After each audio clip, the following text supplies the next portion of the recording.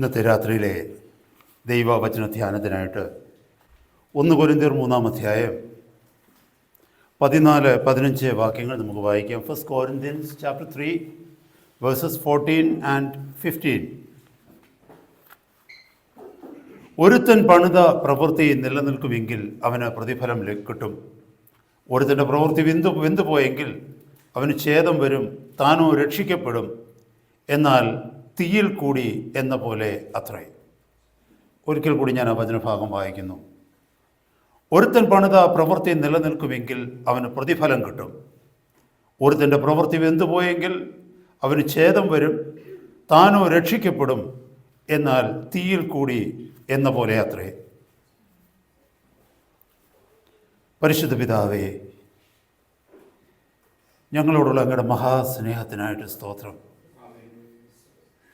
അങ്ങയുടെ പുത്രനിലൂടെ ഞങ്ങളെ വീണ്ടെടുത്ത് ശ്രേഷ്ഠമേറിയ സ്വർഗീയ സൗഭാഗ്യത്തിൽ ഈ ഭൂമിയിൽ ജീവിപ്പാൻ തക്കവണ്ണം കർത്താവെ ഞങ്ങളെ ഓരോരുത്തരെയും വിളിച്ച് അങ്ങയുടെ പുത്രൻ്റെ രാജ്യത്തിലാക്കിയിരിക്കുന്നതുകൊണ്ട് നന്ദിയോടെ സ്തോത്രം. അങ്ങയുടെ പുത്രനായ ഞങ്ങളുടെ കർത്താവിനെ, ക്രിസ്തുവേശുവിനെ ഞങ്ങൾക്ക് വെളിപ്പെടുത്തി തരുവാൻ അങ്ങയ്ക്ക് മനസ്സായതിനായി നന്ദിയോടെ സ്തോത്രം. അങ്ങയുടെ ആത്മാവിനെ, പരിശുദ്ധ ആത്മാവിനെ ഞങ്ങളുടെ ഹൃദയത്തിൽ തന്ന് അങ്ങയുടെ സ്വന്തം ജനമാക്കി ഞങ്ങളെ തീർത്തിരിക്കുന്നതുകൊണ്ട് സ്തോത്രം. എന്ന് ഞങ്ങളോട് സംസാരിക്കുന്ന അങ്ങയുടെ മഹാകൃപയ്ക്കായി സ്തോത്രം. തിരുസന്നിധി താണിരിക്കുന്ന പച്ച കേൾപ്പിച്ച വചനം ഞങ്ങളുടെ ഹൃദയങ്ങൾക്കുള്ളിൽ അങ്ങ് പ്രകാശിപ്പിച്ച് തരണമേ. അങ്ങ് ആഗ്രഹിക്കുന്ന ഒരു പ്രവൃത്തി ഞങ്ങളിൽ ചെയ്തെടുത്ത് അങ്ങയുടെ നാമത്തെ മഹിമപ്പെടുത്തണം. ഞങ്ങളുടെ പാഴ്ത്തപ്പെട്ട കർത്താവിൻ്റെ വരവിനായി ഞങ്ങളെ ഒരുക്കണമെന്ന് പ്രാർത്ഥിക്കുന്നു. പ്രാർത്ഥന കേട്ട കൃപയ്ക്കായി സ്തോത്രം. യേശു കർത്താവിൻ്റെ പരിശുദ്ധ നാമത്തിൽ തന്നെ ആമേൻ. നമുക്കെല്ലാവർക്കും പ്രാർത്ഥനയോടെ കർത്താവിൻ്റെ സന്നിധിയിലായിരിക്കും. കഴിഞ്ഞ ആഴ്ച നമ്മൾ ഈ വചനഭാഗത്തിൽ നിന്ന് വായിച്ച് കേട്ടിരുന്നു. എന്നാൽ കഴിഞ്ഞ ആഴ്ച നമ്മൾ കേട്ടത് ദ ഡേ ഓഫ് ടെസ്റ്റിംഗ്, ശോധന ചെയ്യപ്പെടുന്ന ദിവസത്തെക്കുറിച്ച്. അതായത് നമ്മുടെ എല്ലാവരുടെയും ജീവിതത്തിൻ്റെ മുമ്പിൽ ഭാവിയിൽ അധികം താമസിയാതെ നാം എല്ലാവരും കർത്താവിൻ്റെ മുമ്പാകെ നിൽക്കുന്ന ഒരു സമയത്തെക്കുറിച്ചാണ് കഴിഞ്ഞ ക്ലാസ്സിൽ നമുക്ക് മനസ്സിലാക്കുവാനായിട്ട് കഴിഞ്ഞത്. വളരെ വിശദമായിട്ട് നമ്മൾ ആ ഭാഗങ്ങളിലൂടെ കടന്നുപോയി എങ്കിലും ഇന്ന് രാത്രിയിൽ നമ്മൾ കുറച്ചുകൂടെ ആ വിഷയത്തെ ഒന്ന് എക്സ്പ്ലോർ ചെയ്യുവാനായിട്ട് ശ്രമിക്കുക. കാരണം വളരെ വളരെ പ്രധാനപ്പെട്ട ഒരു വചനഭാഗമായത്. ഞാൻ ഈ പുതിയ നിയമത്തിൻ്റെ പ്രത്യേകിച്ച് ലേഖനങ്ങളിലൂടെയൊക്കെ കടന്നു പോകുമ്പോൾ ലേഖനങ്ങളിൽ പലപ്പോഴും പ്രധാനപ്പെട്ട ചില വിഷയങ്ങളുണ്ടെങ്കിലും ഈ ഒരു വിഷയത്തെ സംബന്ധിച്ച് നോക്കുമ്പോൾ അതിപ്രധാനമായ ഒരു വിഷയമാണിത്. കാരണം എന്തെന്ന് ചോദിച്ചാൽ, നമുക്കറിയാം ഈ വലിയ വലിയ ഗെയിംസിലൊക്കെ അറ്റൻഡ് ചെയ്യുന്നവർ, പ്രത്യേകിച്ച് ഒളിമ്പിക് ഗെയിംസ്, ഏഷ്യാഡ് ഗെയിംസ്, അങ്ങനെയൊക്കെയുള്ള വലിയ ഗെയിമുകളിലൊക്കെ, കോമൺവെൽത്ത് ഗെയിംസ്, ഇതിനൊക്കെ അറ്റൻഡ് ചെയ്യുന്നവർ അല്ലെങ്കിൽ അതിന് കോമ്പീറ്റ് ചെയ്യുവാനായി മത്സരിക്കുവാനായി പോകുന്ന മത്സരാർത്ഥികളെ കുറിച്ച് നോക്കിയാൽ അവർ അനേക വർഷങ്ങളുടെ പരിശീലനമാണ് അവരെ ആ കളിക്കളത്തിലെത്തിക്കുന്നത്. അതുമാത്രമല്ല, അവരെ വർഷങ്ങളിൽ പരിശീലിക്കുക മാത്രമല്ല, പല കാര്യങ്ങൾ അവർ വർജിക്കും, വേണ്ടെന്ന് വയ്ക്കും. എല്ലാവരെയും പോലെ അവരുടെ എല്ലാവരുടെയും ജീവിത ശൈലികളോ അല്ലെങ്കിൽ ദിനചര്യകളോ അവർ ഫോളോ ചെയ്യത്തില്ല. അവർക്ക് അവരുടേതായിട്ടുള്ള ഡയറ്റിംഗ് ഉണ്ട്. അവർ ഏറ്റവും പ്രിയപ്പെട്ട ഭക്ഷണങ്ങളാണെങ്കിൽ പോലും അവർ ആ ട്രെയിനിങ്ങിൻ്റെ സമയത്ത് അതൊക്കെ വേണ്ടെന്ന് വയ്ക്കും. തങ്ങളുടെ ശരീരത്തെ ശരിക്കും അവർ ആ മത്സരത്തിന് യോഗ്യമാകും വണ്ണം പാകപ്പെടുത്തിയെടുക്കും. എത്രയോ വർഷങ്ങളിലെ കഠിനമായ പരിശ്രമമാണ്. അങ്ങനെ ആ അല്ലെങ്കിൽ ആ കോമ്പറ്റീഷൻ ഡേ എത്തുകയും ആ മത്സരത്തിൻ്റെ ദിവസം എത്തും. ഒരാളങ്ങ് ഓടി ജയിച്ചെന്നങ്ങ് കരുതിക്കോ, നമ്പർ 1 എത്തിയെന്ന് കരുതിക്കോ. പക്ഷേ അവിടെ എത്തിക്കഴിഞ്ഞപ്പോഴാണ് അദ്ദേഹം അറിയുന്നത്, അല്ലെങ്കിൽ ആ ഓടിയ ആ വ്യക്തി അറിയുന്നത് ഡിസ്ക്വാളിഫൈഡ് ആയെന്ന്. എന്ന് പറഞ്ഞാൽ അയോഗ്യനായി തീർന്ന്, അല്ലെങ്കിൽ അയോഗ്യയായി തീർന്നെന്ന്. നിങ്ങളൊന്ന് ആലോചിച്ച് ചിന്തിച്ച് നോക്കി, ആ വ്യക്തിയുടെ ജീവിതത്തിൽ ഉണ്ടാകുന്ന ഷോക്ക് എത്ര വലുതായിരിക്കും. ആ വ്യക്തിയുടെ ജീവിതത്തിൽ ആ അഭിമുഖീകരിക്കുന്ന നിരാശ എത്ര ഭയങ്കരമായിരിക്കും, റിഗ്രറ്റ് എത്ര ഭയങ്കരമായിരിക്കും, അല്ലേ? ഞാൻ ഒന്നൊരൽപ്പം ശ്രദ്ധിച്ചിരുന്നു എങ്കിൽ, അല്ലെങ്കിൽ ഓടുന്നതിന് മുമ്പ് ഈ കാര്യങ്ങളെക്കുറിച്ച് ഒന്നുകൂടെ ഞാൻ ഓർത്തിരുന്നു എങ്കിൽ എത്ര നന്നായിരുന്നു എന്ന് ആ വ്യക്തി ചിന്തിക്കുവാൻ ഇടയാകും. എന്നെ കേൾക്കുന്ന സഹോദരങ്ങളെ, പലപ്പോഴും ഇങ്ങനെയുള്ള ഈ രീതിയിലുള്ള ഗെയിംസിലോ അല്ലെങ്കിൽ ഈ കോമ്പറ്റീഷനിലൊക്കെ ആളുകൾ ഇടപെടുന്നതിന് മുമ്പായിട്ട്, അവർ മുന്നോട്ട് വരുന്നതിന് മുമ്പ് കോണ്ടസ്റ്റൻസിൻ്റെ അടുത്ത് അവരുടെ കോച്ചുകൾ അവരെ പഠിപ്പിക്കുന്നതോടൊപ്പം ആദ്യം കൊടുക്കുന്ന പ്രധാനപ്പെട്ട ഉപദേശങ്ങൾ എന്താണെന്നറിയാമോ? ഡിസ്ക്വാളിഫൈഡ് ആകാനുള്ള സാധ്യതകൾ എന്തൊക്കെയാണെന്നുള്ളതാണ്. എങ്ങനെ ഓടി ജയിക്കാമെന്നുള്ളതല്ല വിഷയം. ഓടി നീ നമ്പർ 1 എത്തിയാലും ശരി, അയോഗ്യയായി തീരാതിരിപ്പാൻ തക്കവണ്ണം നീ എന്തൊക്കെയാണ് സൂക്ഷിക്കേണ്ടത് എന്നാണ് വളരെ പ്രധാനപ്പെട്ട രീതിയിൽ ഈ കോച്ചുകളൊക്കെ, ട്രെയിനേഴ്സൊക്കെ അവരെ പഠിപ്പിക്കാറുള്ളത്. ഇവിടെ കർത്താവ് നമുക്ക് ഒരു ചെറിയ മുന്നറിയിപ്പുകൾ തരികയാണ്. നമ്മൾ ഓട്ടം ഓടുവാൻ തക്കവണ്ണം ധൃതിയിൽ ഓടിക്കൊണ്ടിരിക്കുക, ഒത്തിരി കാര്യങ്ങൾ ചെയ്ത് ദൈവത്തെ പ്രസാദിപ്പിക്കാനായിട്ട് ശ്രമിച്ചു കൊണ്ടിരിക്കുകയാണ്. അങ്ങനെ ഓടി പോകുന്ന കൂട്ടത്തിൽ ചില കാര്യങ്ങൾ നമ്മൾ മറന്നു പോകുവാൻ സാധ്യതയുണ്ട്.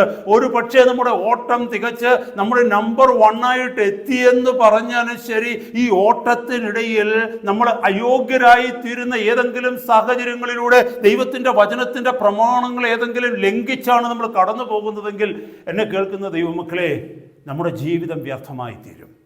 That all will turn out to be zero. ഇവിടെ നമ്മൾ മനസ്സിലാക്കി, കഴിഞ്ഞ ആഴ്ച കേട്ടതുപോലെ ശോധന ചെയ്യപ്പെടുന്ന ഒരു ദിവസം കടന്നു വരും. There is a day of testing. ഇവിടെ പറയുന്നത് എന്താണെന്നറിയാമോ? ഒരുത്തൻ പണിത പ്രവൃത്തി നിലനിൽക്കുമെങ്കിൽ അവന് പ്രതിഫലം കിട്ടും, ഒരുത്തൻ്റെ പ്രവൃത്തി വെന്തുപോയെങ്കിൽ അവന് ഛേദം വരും കഴിഞ്ഞാൽ നഷ്ടം വരും. അപ്പോൾ ഒരു കാര്യം ഉറപ്പാണ്, ചിലരുടെ പ്രവൃത്തി നിലനിൽക്കും, ചിലരുടെ പ്രവൃത്തി കത്തിപ്പോകും, ഇല്ലായ്മയായി പോകും. ഇവിടെ ഒരു കാര്യം മനസ്സിലാക്കണം സഹോദരങ്ങളെ, ഇത് അവിശ്വാസികളെ കുറിച്ചല്ല പറയുന്നത്. കാരണം ക്രിസ്തു എന്ന അടിസ്ഥാനത്തിൻ്റെ മേലുള്ള പണിയെക്കുറിച്ചാണ് പറയുന്നത്. അതിനു മുമ്പുള്ള വാക്യങ്ങൾ നമുക്കറിയാം, കഴിഞ്ഞ ആഴ്ച അത് കേട്ടു. ക്രിസ്തു എന്ന അടിസ്ഥാനത്തിൻ്റെ മേൽ ഒരുവൻ പണിയുന്നതിനെ കുറിച്ചാണ് പഠിപ്പിക്കുന്നത്. ഇവിടെ 2 തരത്തിലുള്ള പണിയുണ്ടെന്ന് കഴിഞ്ഞ ആഴ്ച കേട്ടു. ഒന്നെന്താണെന്നറിയാമോ? പൊന്ന്, വെള്ളി, വിലയേറിയ കല്ലുകൾ, ഇതുകൊണ്ടുള്ള പണിയുണ്ട്. രണ്ടാമതൊരു പണിയുണ്ട്, മരം, പുല്ല്, വൈക്കോൽ, wood, hay and straw. Hallelujah, അങ്ങനെയുള്ള പണിയുണ്ട്. എന്നിട്ടാണ് ഇവിടെ പറയുന്നത്, ആ ശോധന ചെയ്യപ്പെടുന്ന ദിവസം ഒരുത്തന്റെ പണി നിന്നെങ്കിൽ, അതായത് പൊന്ന്, വെള്ളി, വിലയേറിയ കല്ല്, gold, silver and precious stone, whoever had built with these things that would survive the fire, അത് തീയെ ജയിക്കും, അവന് പ്രതിഫലം കിട്ടും. രണ്ടാമത്തേത്, whoever had built with this wood, hay and straw, that will be burned off, അത് കത്തിപ്പോകും. മരവും പുല്ലും വൈക്കോലും കൊണ്ട് ജീവിതകാലം മുഴുവൻ പണിതെടുത്തവര് ആ ദിവസം അതെല്ലാം കത്തിപ്പോകുമ്പോൾ അവന് ഛേദം വരും, നഷ്ടം വരുമെന്നാണ് അവിടെ പഠിപ്പിക്കുന്നത്. ഹല്ലേലൂയ. എന്നെ കേൾക്കുന്ന സഹോദരങ്ങളെ, ഇവിടെ നമുക്ക് മനസ്സിലാക്കുവാൻ കഴിയും ക്വാളിറ്റി ആൻഡ് ക്വാണ്ടിറ്റി. പൊന്ന്, വെള്ളി, വിലയേറിയ കല്ല് എന്ന് പറയുമ്പോൾ that talks about quality. മരം, പുല്ല്, വൈക്കോൽ എന്ന് പറയുന്നത് that talks about quantity. എത്ര വലിയ പണിയാന്നുള്ളതല്ല വിഷയം, എത്ര ക്വാളിറ്റി അതിനകത്തുണ്ടെന്നുള്ളതാണ്, അതിലെത്ര ഗുണമേന്മയുണ്ടെന്നുള്ളതാണ് അന്ന് ടെസ്റ്റ് ചെയ്യുന്നത്. ക്വാണ്ടിറ്റി അല്ല വിഷയം, ക്വാളിറ്റിയാണ്. അതിന് ഉദാഹരണം ഞാൻ പറയാം. അപ്പോസ്തലനായ യോഹന്നാൻ ഏതാണ്ട് 90-94 വയസ്സ് വരെ ജീവിച്ചിരുന്നതായിട്ട് ചരിത്രം പറയുന്നുണ്ട്. അതേസമയം അപ്പോസ്തലനായ യാക്കോബ് ജീവിച്ചിരുന്നത് 30 വയസ്സിനടുത്തങ്ങാണ്ടേ ഉള്ളൂ. ചിന്തിച്ചു നോക്കി. അപ്പൊ അവരുടെ ക്വാണ്ടിറ്റിയാണ് നോക്കുന്നതെങ്കിൽ, ക്വാണ്ടിറ്റി വൈസ് അവർ ചെയ്ത പ്രവൃത്തികളുടെ വലിപ്പമാണ് നോക്കുന്നതെങ്കിൽ, യോഹന്നാൻ പ്രവർത്തിച്ച രീതിയിൽ പ്രവർത്തിപ്പാൻ തക്കവണ്ണം ഈ ഭൂമിയിൽ യാക്കോബിന് അവസരം ലഭിച്ചില്ല. സ്തെഫാനോസിനെ നോക്കിക്കേ, പരിശുദ്ധാത്മാവിൽ നിറഞ്ഞിരുന്ന, പരിശുദ്ധാത്മ പൂർണ്ണനായിരുന്ന ഒരു ദൈവദാസനായിരുന്നു സ്തെഫാനോസ്. പക്ഷേ ആദ്യത്തെ രക്തസാക്ഷിയായി കർത്താവിന് വേണ്ടി സഭയുടെ മുമ്പിൽ മരിച്ചു വീണ മനുഷ്യനാണ് സ്തെഫാനോസ്. അപ്പൊ സ്തെഫാനോസ് കർത്താവിന് വേണ്ടി ചെയ്ത പ്രവൃത്തികളുടെ എണ്ണം നോക്കുകയാണെങ്കിൽ, അതിന്റെ ക്വാണ്ടിറ്റി നോക്കുകയാണെങ്കിൽ വളരെ കുറച്ചേ ഉള്ളൂ, അല്ലേ? അതേ സ്ഥാനത്ത് നമ്മൾ മറ്റു പല ദൈവദാസന്മാരെ നോക്കിയാൽ ചിലർക്ക് ദീർഘായുസ് ഉണ്ടായിരുന്നു, ചിലരുടെ ജീവിതം വളരെ ക്ഷണികമായിരുന്നു. അനേകം മിഷണറിമാരുടെ ജീവിതങ്ങളിലേക്ക് നോക്കിയേ, ചിലരൊക്കെ വളരെ ചെറിയ പ്രായത്തിൽ തന്നെ കർത്താവിന് വേണ്ടി തങ്ങളുടെ ജീവനെ കൊടുക്കേണ്ടതായി വന്നു. എന്നാൽ അതേ സ്ഥാനത്ത് ചില ദൈവദാസന്മാരോ വളരെ ദീർഘായുസിൽ ജീവിച്ച് കർത്താവിനെ സേവിച്ചതായിട്ട് കാണുവാനായിട്ട് കഴിയും. അപ്പൊ ഇതൊക്കെ നമ്മൾ മനസ്സിലാക്കുമ്പോൾ ക്വാണ്ടിറ്റി അല്ല ദൈവം നോക്കുന്നത്, ദൈവം നോക്കുന്നത് ക്വാളിറ്റിയാണ്. നീ എത്രമാത്രം ദൈവത്തിന് വേണ്ടി ചെയ്തു എന്നുള്ളതല്ല വിഷയം, നീ എങ്ങനെ ചെയ്തു എന്നുള്ളതാണ് വിഷയം. നീ 10 കാര്യങ്ങൾ ചെയ്തു എന്നുള്ളതാണോ, അതോ ഒരു കാര്യമേ ചെയ്തുള്ളൂ എന്നുള്ളതല്ല വിഷയം. ഈ 10 കാര്യങ്ങൾ നീ എന്ത് മോട്ടീവ്സിൽ ചെയ്തു, എന്ത് ഉദ്ദേശത്തോടെ നീ ചെയ്തു, അല്ലെങ്കിൽ ഈ ഒരു കാര്യം നീ എന്തിനു വേണ്ടി ചെയ്തു. That is what is going to be tested on that day. നമ്മളത് വളരെ വ്യക്തമായിട്ട് മനസ്സിലാക്കണമേ.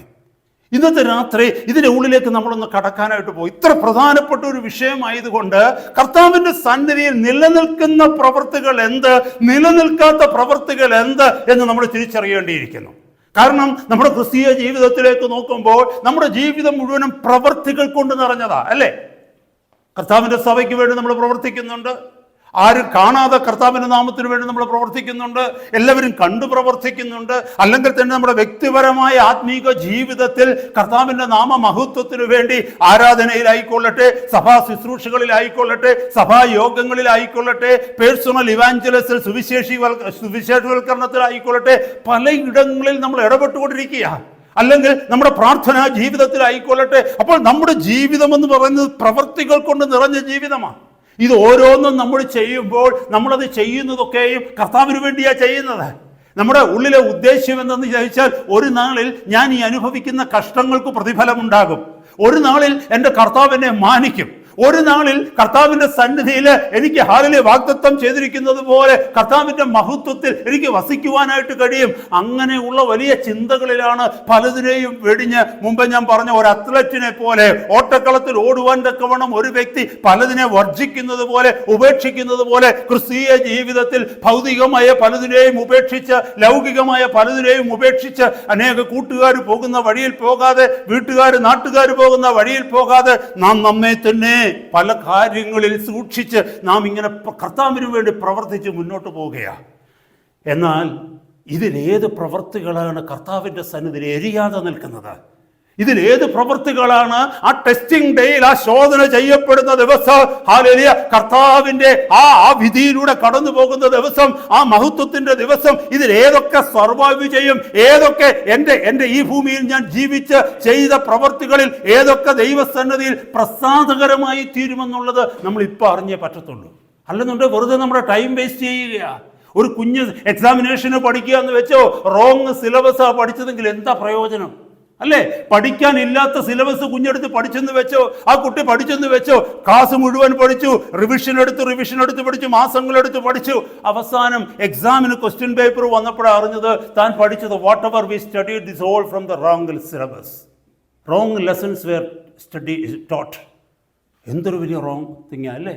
എന്തൊരു വലിയ പ്രശ്നമാണ്. എന്നെ കേൾക്കുന്ന സഹോദരങ്ങളെ, അതത്ര ഭയങ്കരമായ വിഷയമായതുകൊണ്ടാണ് വീണ്ടും ഈ വിഷയത്തിൻ്റെ ആഴങ്ങളിലേക്കൊന്ന് പോകുവാനായിട്ട് ഞാൻ കർത്താവിൽ ആശ്രയിക്കുന്നതും അതൊന്ന് പഠിക്കുവാനായിട്ട് ശ്രമിക്കുന്നത്. പലപ്പോഴും നമ്മൾ ചിന്തിക്കണമേ സഹോദരങ്ങളെ, മാനുഷികമായ ഒരു നടത്തിപ്പ് നമ്മുടെ ജീവിതത്തിലുണ്ട് എപ്പോഴും, അല്ലേ?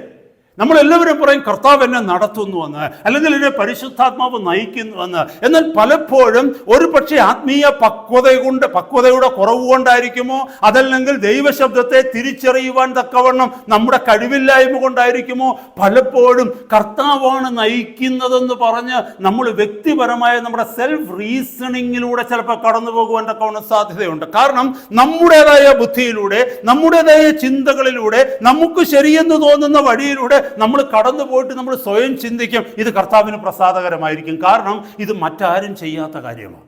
അതല്ലെങ്കിൽ നമ്മൾ ഇങ്ങനെ ചിന്തിക്കും മറ്റു ചിലരൊക്കെ ഇത് ചെയ്യുന്ന കാര്യമാണ്, അങ്ങനെയും നമ്മൾ ചിന്തിക്കും. എന്നാൽ ദൈവത്തിൻ്റെ വചനത്തിൽ പറയുന്നു, പ്രോവർബ്സ് 14:12 പറയുന്നു, അതുപോലെ 16:25 പറയുന്നു, ചിലപ്പോൾ ഒരു വഴി ഒരു മനുഷ്യന് ചൊവ്വായി തോന്നും, അതിൻ്റെ അവസാനമോ മരണവഴികളത്രേ. there are certain ways that a person may feel it to be right, but the end of it may be the ways of death. ഒരു മനുഷ്യന് തൻ്റെ വഴി ചൊവ്വായി തോന്നിയേക്കാം, ഞാൻ പോകുന്നത് ശരിയായ വഴിയിലാണെന്ന് തോന്നിയേക്കാം, പക്ഷെ വചനം നമുക്ക് ഒരു മുന്നറിയിപ്പ് തരുന്നു, ഈ ഒരു പക്ഷേ ഈ വഴി അവസാനിക്കുന്നത് മരണവഴിയിലായിരിക്കാം. ഹല്ലേലൂയ. അതുകൊണ്ട് എന്നെ കേൾക്കുന്ന സഹോദരങ്ങളെ, ദൈവത്തിൻ്റെ തിരുവചന പ്രകാരം നമ്മൾ ഇന്നത്തെ രാത്രി ചില വിഷയങ്ങളെ ഒന്ന് പഠിക്കാനായിട്ട് പോകുകയാണ്. നാം കർത്താവിന് വേണ്ടി ചെയ്യുന്ന ചില കാര്യങ്ങൾ, നാം ദൈവസഭയ്ക്ക് വേണ്ടി ചെയ്യുന്ന ചില കാര്യങ്ങൾ, അല്ലെങ്കിൽ നമ്മുടെ ആത്മീക വർധനയ്ക്ക് വേണ്ടി നാം ചെയ്യുന്ന ചില കാര്യങ്ങൾ ദൈവവചനത്തിന്റെ വെളിച്ചത്തിൽ നമ്മൾ ഒന്നുകൂടെ ഒന്ന് പരിശോധിക്കാൻ പോകുകയാണ്. Hallelujah. Am I in the right track? The way I am thinking, is it right? Hallelujah. Am I pleasing God by doing this? ഇങ്ങനെ ഞാൻ ചെയ്യുന്നത് കൊണ്ട് ദൈവം പ്രസാദിക്കുന്നുണ്ടോ? ഇങ്ങനെ ഞാൻ ചെയ്യുന്നത് കൊണ്ട് എൻ്റെ ജീവിതത്തിൽ ആത്മീക വർധന ഉണ്ടാകുമോ? ഇങ്ങനെ ഞാൻ പ്രവർത്തിക്കുന്നത് കൊണ്ട് ഞാൻ മൂലം, എൻ്റെ ശുശ്രൂഷകൾ മൂലം ദൈവസഭ അനുഗ്രഹിക്കപ്പെടുമോ, സഹോദരങ്ങൾ അനുഗ്രഹിക്കപ്പെടുമോ എന്നുള്ളത് നമ്മളൊന്ന് മനസ്സിലാക്കണം. ഹല്ലേലൂയ. ഇവിടെ നമ്മൾ വ്യക്തമായിട്ട് നോക്കിക്കഴിയുമ്പോൾ രണ്ട് പ്രവൃത്തികളെ കുറിച്ചാണ് കാണുന്നത്. തീയെ അല്ലെങ്കിൽ ഈ ശോധനയിൽ ജയിക്കുന്ന പ്രവൃത്തികളും ഈ ശോധനയിൽ എരിഞ്ഞു പോകുന്ന പ്രവൃത്തികൾ. എരിഞ്ഞു പോകുക എന്ന് പറഞ്ഞാൽ ഇല്ലായ്മയായി പോകുന്ന, ഡിസപ്പിയർ ആയി പോകുന്ന, ബേൺഡ് ഓഫ് ആയി പോകുന്ന പ്രവൃത്തികളും. അതായത് നിലനിൽക്കുന്ന പ്രവൃത്തികൾക്ക് നമുക്ക് പറയാൻ പറ്റും ഗുഡ് വർക്ക്സ്, അല്ലെങ്കിൽ the works that are pleasing God, the works which were approved by God. അതായത് ദൈവം അംഗീകരിച്ച ചില പ്രവർത്തികൾ, അല്ലെങ്കിൽ സത്പ്രവർത്തികൾ, ഗുഡ് വർക്ക്സ്. അങ്ങനെയാണെങ്കിൽ എരിഞ്ഞു പോയ പ്രവർത്തികളോ? അതിനെങ്ങനെ നമുക്ക് ഈവിൾ വർക്ക്സ് എന്ന് വിളിക്കാൻ പറ്റുന്നത്? കാരണം കർത്താവ് എന്ന് പറഞ്ഞ അടിസ്ഥാനത്തിന്റെ മേൽ, ക്രിസ്തു എന്ന അടിസ്ഥാനത്തിന്റെ മേൽ പണിയപ്പെട്ടിരിക്കുന്ന പ്രവർത്തികളാ. ഒരിക്കലും ക്രിസ്തു എന്ന അടിസ്ഥാനത്തിന്റെ മേൽ ഈവിൾ വർക്ക്സ് ആരും പണിയത്തില്ല. പണിയുമോ? പണിയത്തില്ല. അങ്ങനെയാണെങ്കിൽ അതിന് വേറൊരു പേര് നമ്മൾ കൊടുക്കേണ്ടി വരും, നിർജീവ പ്രവർത്തികൾ, ഡെഡ് വർക്ക്സ്. ഹല്ലേലൂയ. അപ്പോൾ ഇവിടെ കാണുന്നത് രണ്ട് വർക്കുകളാണ്. ഒന്ന് ഗുഡ് വർക്ക്സ്, രണ്ട് ഡെഡ് വർക്ക്സ്. അതായത് സൽപ്രവർത്തികളും നിർജീവ പ്രവർത്തികളും. പക്ഷേ സൽപ്രവർത്തികളും നിർജീവ പ്രവർത്തികളും മാത്രമേ ഉള്ളൂ. പഴയ നിയമത്തിലേക്ക് പോയാൽ ഡെഡ് വർക്ക്സ് എന്ന് പറഞ്ഞ ഒരു ഫ്രൈസേ ഇല്ല. പഴയ നിയമത്തിൽ there is nothing like dead works. നിർജീവ പ്രവർത്തികൾ എന്നൊന്ന് പറയുന്നത് പഴയ നിയമത്തിൽ ഇല്ല. പഴയ നിയമത്തിൽ രണ്ട് പ്രവർത്തികളേ ഉള്ളൂ, ഗുഡ് വർക്ക്സും ഈവിൾ വർക്ക്സും. ഗുഡ് വർക്ക്സ് എന്ന് പറഞ്ഞാൽ എന്താണ്? മനുഷ്യരുടെ മുമ്പിൽ നല്ലതെന്ന് അംഗീകരിക്കപ്പെടുന്ന, മനുഷ്യരുടെ മുമ്പിൽ നല്ലതെന്ന് കൽപ്പിക്കപ്പെടുന്നത്. പക്ഷേ അത് ദൈവത്തിന്റെ സന്നിധിയിൽ ഗുഡ് വർക്ക്സ് ആണോ എന്ന് നമുക്ക് പറയാൻ പറ്റത്തില്ല. ഹല്ലേലൂയ. എന്നാൽ നമുക്കറിയാം ഈവിൾ വർക്ക്സ് പഴയ നിയമത്തിലും ഉണ്ട്. അത് എന്താണെന്നറിയാമോ? ഈവിൾ വർക്ക്സ് എന്ന് പറഞ്ഞു കഴിഞ്ഞാൽ മറ്റുള്ളവരുടെ മുമ്പിൽ ഒരിക്കലും മനുഷ്യൻ അംഗീകരിക്കുവാൻ കഴിയാത്തത്, അധാർമികമായിട്ടുള്ളത്, അനീതിയായിട്ടുള്ളത്, ദൈവം വെറുക്കുന്നത്, മനുഷ്യൻ വെറുക്കുന്നത്, ഇതെല്ലാം ഈവിൾ വർക്ക്സാ. മറ്റുള്ളവരെ കൊലപാതകം ചെയ്യുക, അല്ലെങ്കിൽ മറ്റുള്ളവരുടെ ഇത് പിടിച്ചു പറിക്കുക, മറ്റുള്ളവരെ ഉപദ്രവിക്കുക, പലതും പറയാം, മോഷ്ടിക്കുക, അല്ലെങ്കിൽ കള്ളസാക്ഷ്യങ്ങൾ പറയുക, എന്തെല്ലാം കാര്യങ്ങളുണ്ട്. പഴയ നിയമത്തിൽ നോക്കിക്കഴിഞ്ഞാൽ ഇതൊക്കെ ഈവിൾ വർക്ക്സ് ആണ്. കാരണം അതൊന്നും ദൈവമക്കൾക്ക് ചെയ്യാൻ പറ്റുന്ന കാര്യങ്ങളല്ല.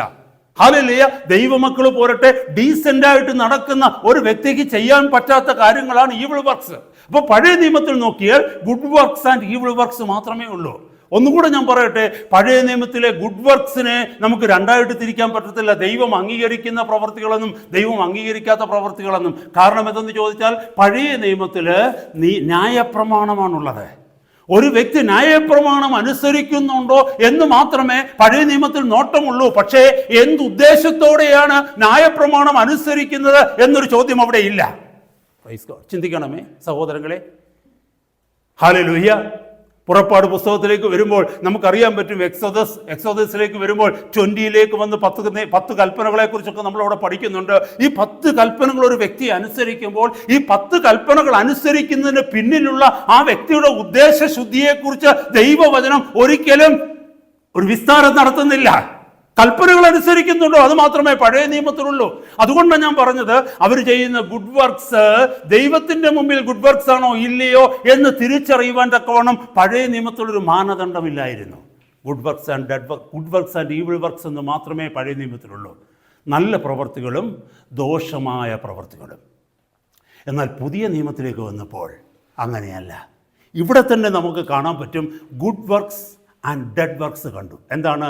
നല്ല പ്രവർത്തികളും നിർജീവ പ്രവർത്തികളും എന്ന് കണ്ടു. അത് അതിൻ്റെ അർത്ഥം ദോഷമായ പ്രവർത്തികൾ ഇല്ലെന്നാണോ? ഉണ്ട്, ഇവിടെയും ഉണ്ട് ദോഷമായിട്ടുള്ള ഈവിൾ വർക്ക്സ്. ഈവിൾ വർക്ക്സിനെ കുറിച്ച് വ്യക്തമായിട്ട് എഴുതിയിട്ടുണ്ട്. ഗലാത്യ ലേഖനത്തിലേക്ക് വരുമ്പോൾ, ഗലാത്യ ലേഖനം 5-ാം അധ്യായത്തിൻ്റെ, ഞാൻ ആ വാക്യം നിങ്ങളൊന്ന് വായിച്ച് കേൾപ്പിക്കാം. ഗലാത്യ ലേഖനത്തിലേക്ക് വന്ന് അവിടെ 5-ാം അധ്യായത്തിലേക്ക് വരുമ്പോൾ, 5-ാം അധ്യായത്തിൻ്റെ 19 മുതലുള്ള വാക്യങ്ങളിലേക്ക് ഒന്ന് നോക്കിക്കേ. ജഡത്തിൻ്റെ പ്രവൃത്തികളോ 5:19-21, ഗലാത്യ ലേഖനം 5-ാം അധ്യായം 19 മുതൽ 21 വരെയുള്ള വാക്യങ്ങൾ. ജഡത്തിൻ്റെ പ്രവൃത്തികളോ ദുർനടപ്പ്, അശുദ്ധി, ദുഷ്കാമം, വിഗ്രഹാരാധന, ആഭിചാരം, പക, പിണക്കം, ജാരശങ്ക, ക്രോധം, ശാഠ്യം, ദ്വന്ദ്വപക്ഷം, ഭിന്നത, അസൂയ, മദ്യപാനം, വെറിക്കൂത്ത് മുതലായവ എന്ന് വെളിവാകുന്നു. ഈ വക പ്രവർത്തിക്കുന്നവർ ദൈവരാജ്യം അവകാശമാക്കുകയില്ല എന്ന് ഞാൻ മുമ്പേ പറഞ്ഞതുപോലെ ഇപ്പോഴും നിങ്ങളോട് മുൻകൂട്ടി പറയുന്നു. ഇതാ ഈവിൾ വർക്ക്സ്. ഈവിൾ വർക്ക്സ് എന്ന് പറഞ്ഞാൽ ജഡത്തിൻ്റെ പ്രവർത്തികൾ. ഈ പ്രവൃത്തികൾ ആരും വിശ്വാസികൾ ചെയ്യത്തില്ല. ഈ പ്രവൃത്തി ഇവിടെ നിന്ന് നോക്കിക്കേ, നമ്മൾ ഓരോന്ന് ശ്രദ്ധിച്ചൊന്ന് നോക്കിക്കേ. ഇതിൽ ആഴമേറിയ ഒത്തിരി അർത്ഥമുണ്ട്. ദുർനടപ്പെന്ന് പറഞ്ഞാൽ വ്യഭിചാരം മാത്രമല്ല, അതിന് ആത്മീക അർത്ഥത്തിലേക്ക് വരുമ്പോൾ സ്ത്രീയെ മോഹിക്കേണ്ടതിന് അവളെ നോക്കുന്നവൻ ഹൃദയം കൊണ്ട് വ്യഭിചാരം ചെയ്തു എന്ന് ദൈവത്തിൻ്റെ വചനത്തിൽ നമ്മൾ വായിക്കുന്നുണ്ട്. മത്തായിയുടെ സുവിശേഷം 5-ാം അധ്യായത്തിൽ കർത്താവ് പറയുന്നുണ്ട്. അങ്ങനെയൊക്കെ നോക്കിക്കഴിയുമ്പോൾ അതുപോലെ അശുദ്ധി എന്ന് പറയുന്നത് എന്താണ്? കയ്യിൽ പുരളുന്നതും കാലിൽ പുരളുന്നതും ശരീരത്തിൽ പുരളുന്നതും മാത്രമല്ല അശുദ്ധി. ദൈവവചനത്തിൽ പുതിയ നിയമപ്രകാരം ഹൃദയത്തിൻ്റെ ഉള്ളിൽ അശുദ്ധിയുണ്ട്. ഹല്ലേലൂയ. അപ്പോൾ ഇതിൻ്റെയൊക്കെ അർത്ഥങ്ങളിലേക്ക് പോയി കഴിയുമ്പോൾ ഒരു വിശ്വാസിക്ക് ഇത് ചെയ്യാൻ പറ്റുന്ന കാര്യങ്ങളല്ല. ഇതെല്ലാം ഈവിൾ വർക്ക്സ് ആണ്. അപ്പോൾ നമ്മളോട് ആരെങ്കിലും ചോദിക്കുകയാണ് പുതിയ നിയമത്തിലെ ഈവിൾ വർക്ക്സ് എന്തെന്ന് ചോദിച്ചു കഴിഞ്ഞാൽ വ്യക്തമാക്കി നമുക്ക് പറയാൻ പറ്റും. ഗലാത്യ ലേഖനം 5-ാം അധ്യായം 19 മുതൽ 21 വരെയുള്ള വാക്യങ്ങൾ വളരെ വ്യക്തമായിട്ട് നമുക്കത് പറയാൻ പറ്റും. ഹല്ലേലൂയ. ഈ വക പ്രവർത്തിക്കുന്നവർ സ്വർഗരാജ്യം അവകാശമാക്കുകയില്ല. ഹല്ലേലൂയ. അപ്പോൾ ഈവിൾ വർക്ക്സ് എന്ന് പറയുന്നത് നമ്മൾ മാറ്റി നിർത്തി. നമ്മളെ സംബന്ധിച്ചിടത്തോളം, ഇവിടെ ഇരിക്കുന്ന ദൈവജനത്തെ സംബന്ധിച്ചിടത്തോളം ഈവിൾ വർക്ക്സ് വിഷയമല്ല. ഈവിൾ വർക്ക്സ് ചെയ്യുന്നവർ ഇതിന്റെ മധ്യത്തിൽ ഉണ്ടോ എന്ന് ചോദിച്ചാൽ എനിക്കറിയില്ല. കാരണം നിങ്ങൾ വിശ്വാസികളാണെന്നുള്ള ചട്ടം പിന്നെ എടുക്കരുത്. Don't ever say that you are A believer. Hallelujah. ഈ സം ഓഫ് ദിസ്, ഈ പറഞ്ഞ് വായിച്ചിരിക്കുന്ന ചില കാര്യങ്ങൾ നിങ്ങളുടെ ജീവിതത്തിൽ ഉണ്ടെങ്കിൽ, നിങ്ങളുടെ രഹസ്യ ജീവിതത്തിൽ ഉണ്ടെങ്കിൽ നിങ്ങൾ വിശ്വാസിയല്ല. കാരണം ഇവിടെ വ്യക്തമായിട്ട് പറഞ്ഞിരിക്കുന്നു, നിങ്ങൾ സ്വർഗരാജ്യത്തിൽ കടക്കുകയില്ല എന്ന് ഞാൻ മുമ്പ് പറഞ്ഞതുപോലെ ഇപ്പോൾ വീണ്ടും പറയുന്നു എന്നാണ് പരിശുദ്ധാത്മാവ് എഴുതിയിരിക്കുന്നത്. ഹല്ലേലൂയ. അപ്പോൾ ഇന്ന് നമ്മൾ ഈവിൾ വർക്ക്സിനെ കുറിച്ച് സംസാരിക്കാനായിട്ട് പോകുന്നില്ല, അതല്ല വിഷയം. നമ്മുടെ വിഷയം ഇതാണ്: ശോധന ചെയ്യപ്പെടുന്ന ദിവസം, ദ ഡേ ഓഫ് ടെസ്റ്റിങ്ങിൽ കത്തിപ്പോകുന്ന പ്രവൃത്തികൾ ഏതാണ്, കത്തിപ്പോകാത്ത പ്രവൃത്തികൾ ഏതാണ്? അത് നമ്മൾ ഇന്ന് തിരിച്ചറിയുമ്പോൾ ഈ കത്തിപ്പോകുന്ന പ്രവൃത്തികൾക്ക് വേണ്ടി ഇനി നമ്മുടെ സമയം നമ്മൾ വേസ്റ്റ് ചെയ്യത്തില്ല. നമ്മൾ ഏത് പ്രവർത്തിച്ചാലും, കർത്താവിന് വേണ്ടി എന്ത് ചെയ്യുവാൻ ആഗ്രഹിച്ചാലും, ഹല്ലേലൂയ, ആ പ്രവൃത്തി എന്താണെന്ന് പറഞ്ഞ് തീരുമാനിക്കുന്നതിന് മുമ്പേ ഇത് കത്തിപ്പോകുന്ന പ്രവൃത്തിയാണോ നിലനിൽക്കുന്ന പ്രവൃത്തിയാണോ എന്ന് നമ്മൾ ശോധന ചെയ്യേണ്ടിയിരിക്കുന്നു. കാരണം അതല്ല എങ്കിൽ നമ്മുടെ ജീവിതത്തിൽ നമ്മുടെ എനർജി, നമ്മുടെ പണം, നമ്മുടെ സമയം അതൊക്കെ അതിനുവേണ്ടി ചെലവഴിച്ചിട്ട് അവസാനം ഡിസ്ക്വാളിഫൈഡ് ആയി പോയേക്കാം. 1 കൊരിന്ത്യർ 9-ാം അധ്യായത്തിൽ അവസാന ആ പകുതിക്ക് ശേഷം നമ്മൾ നോക്കിക്കഴിഞ്ഞാൽ അപ്പോസ്തലനായ പൗലോസിൻ്റെ ഹൃദയത്തിലെ ഏറ്റവും വലിയ ഭാരം അതായിരുന്നു. എന്താണ്? താൻ ഈ ഓടിയിട്ട്, താൻ ഈ അധ്വാനിച്ചിട്ട്, താൻ ഈ പ്രവർത്തിച്ചിട്ട് ഇതൊക്കെയും അവസാനത്തെ ദിവസം നഷ്ടപ്പെട്ടു പോകുമോ എന്ന്. അത് അവസാനത്തെ വാക്യത്തിൽ എഴുതി വച്ചിരിക്കുന്നത്, മറ്റുള്ളവരോട് പ്രസംഗിച്ച ശേഷം ഞാൻ തന്നെ കൊള്ളരുതാത്തവനായി തീരാതിരിക്കാൻ എൻ്റെ ശരീരത്തെ ദണ്ഡിപ്പിച്ച് അടിമയാക്കുക എത്രയോ ചെയ്യുന്നത്. ആ വാക്യം. അപ്പോൾ ഇതൊക്കെ നമ്മളെ പഠിപ്പിക്കുന്നത് എന്തെന്ന് ചോദിച്ചാൽ, the earliest, if we know the things, the works which are going to be disqualified, we would never waste our time and energy on that. Hallelujah. നമ്മളത് മനസ്സിലാക്കേണ്ടിയിരിക്കുന്നു.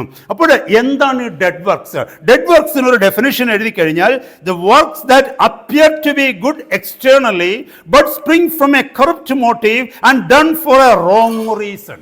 നമ്മൾ മനസ്സിലാക്കണമേ, എന്താണ് ഡെഡ് വർക്ക്സ് എന്ന് പറഞ്ഞത്? It appear to be good externally, പുറത്തുനിന്ന് നോക്കിയാൽ സൽപ്രവർത്തികളാണെന്ന് തോന്നും. But that originated from a wrong motive, a corrupt motive. അതിൻ്റെ ഉദ്ദേശശുദ്ധി ശരിയല്ല. കർത്താവ് ഹൃദയത്തിലേക്ക് നോക്കുമ്പോൾ പുറത്തു വരുന്ന പ്രവൃത്തികളൊക്കെ നല്ലതാണെന്ന് തോന്നുന്നുണ്ട്, അല്ലെങ്കിൽ പുറത്ത് നമ്മൾ ചെയ്യുന്ന പ്രവൃത്തികളൊക്കെ എല്ലാവരും അംഗീകരിക്കപ്പെടുന്നതാണ്, ദൈവവചനപ്രകാരമുള്ളതാണ്, അതിനകത്ത് ആർക്കും ഒരു ദോഷവും കണ്ടെത്തുവാൻ തക്കവണ്ണം കഴിയുകയില്ല. എന്നാൽ കർത്താവ് ഹൃദയത്തിൻ്റെ ഉള്ളിലേക്ക് നോക്കുമ്പോൾ ആ പ്രവൃത്തി നമ്മൾ ചെയ്യുന്നതൊക്കെ ഒരു റോങ് മോട്ടീവിലാണ്. ഹല്ലേലൂയ. ഒരു തെറ്റായ ഉദ്ദേശത്തോടു കൂടിയ, നല്ല ഉദ്ദേശശുദ്ധിയോടുകൂടി അല്ല ചെയ്യുന്നത്. ഹല്ലേലൂയ. എന്ന് പറഞ്ഞാൽ ലക്ഷ്യം നല്ലതാണ്, മാർഗം തെറ്റാണ്. മനസ്സിലായ സഹോദരങ്ങളെ? Destination, your aim is right, but way you choose to do that aim is wrong. അതാണ് അവിടെ പ്രശ്നം വരുന്നത്. ഇവിടെ ഇത് നമ്മൾ മനസ്സിലാക്കേണ്ടിയിരിക്കുന്നതാണ്. Hallelujah. It appears to be good externally, പുറത്തുനിന്ന് നോക്കുമ്പോൾ ആർക്കും വചനപ്രകാരം പോലും അതിനകത്തൊരു തെറ്റ് കണ്ടുപിടിക്കുവാൻ തക്കവണ്ണം കഴിയുകയില്ല. പക്ഷേ കർത്താവ് ഹൃദയത്തിൻ്റെ ഉള്ളിലേക്ക് നോക്കുമ്പോൾ ഹല്ലേലൂയ, അത് വന്നത് റോങ് മോട്ടീവ്സിലാണ്. കറപ്റ്റ് മോട്ടീവിൽ with wrong reasons. Hallelujah, not acceptable before God at all. അതുകൊണ്ടാണ് this is very very deceitful.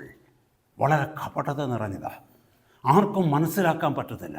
നമ്മൾ അപകടത്തിലായിരിക്കും. മുമ്പേ പറഞ്ഞിട്ട് കൂട്ട് ഈവിൾ വർക്ക്സ് ആണെന്നെങ്കിൽ ഈസിലി നമുക്ക് മനസ്സിലാക്കാൻ പറ്റും.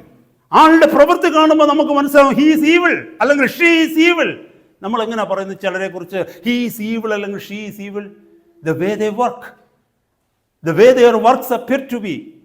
അവരുടെ പ്രവൃത്തികൾ കണ്ടിട്ടാണ് നമ്മൾ പറയുന്നത്, അല്ലേ?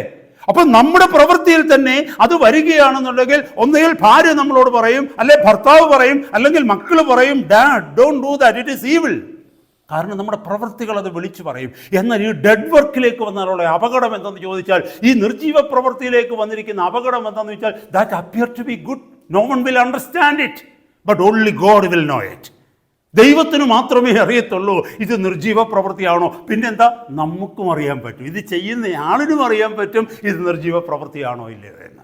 So this is the definition. നമ്മൾ മനസ്സിലാക്കണമേ, പ്രാരംഭമായിട്ട് എന്താണ് ഡെഡ് വർക്ക് എന്ന് ചോദിച്ചാൽ, പുറത്ത് ഗുഡ് വർക്കായിട്ട് അതിനെ തോന്നും, നല്ല പ്രവൃത്തിയായിട്ട് തോന്നും. പക്ഷേ ആ പ്രവൃത്തി വന്നതിൻ്റെ ഉദ്ദേശ്യം തെറ്റ്. With a corrupt motive and with a wrong intentions അല്ലെങ്കിൽ റോങ് റീസൺസ്. ഹല്ലേലൂയ. ഞാനൊരു കാര്യം നിങ്ങളോട് ചോദിക്കട്ടെ, അതിൻ്റെ ഉദാഹരണം പറഞ്ഞു കഴിഞ്ഞാൽ, വിശന്ന് നമ്മൾ ഇരിക്കുമ്പോൾ നമ്മൾ 2-3 ദിവസമായി ഭക്ഷണമൊന്നും കഴിച്ചില്ലെന്ന് വെച്ചു. നമ്മൾ 2-3 ദിവസമായി ഭക്ഷണം കഴിക്കാതിരുന്നു, ഒരല്പം വെള്ളമെങ്കിലും കിട്ടിയാൽ നന്നായിരിക്കുമെന്ന് പറഞ്ഞ് ഇങ്ങനെ നടക്കുന്ന കൂട്ടത്തിൽ ആരെങ്കിലും ഒരു 2 ആപ്പിളും കൊണ്ട് നമ്മുടെ അടുത്തേക്ക് വരിക എന്ന് വെച്ചോ.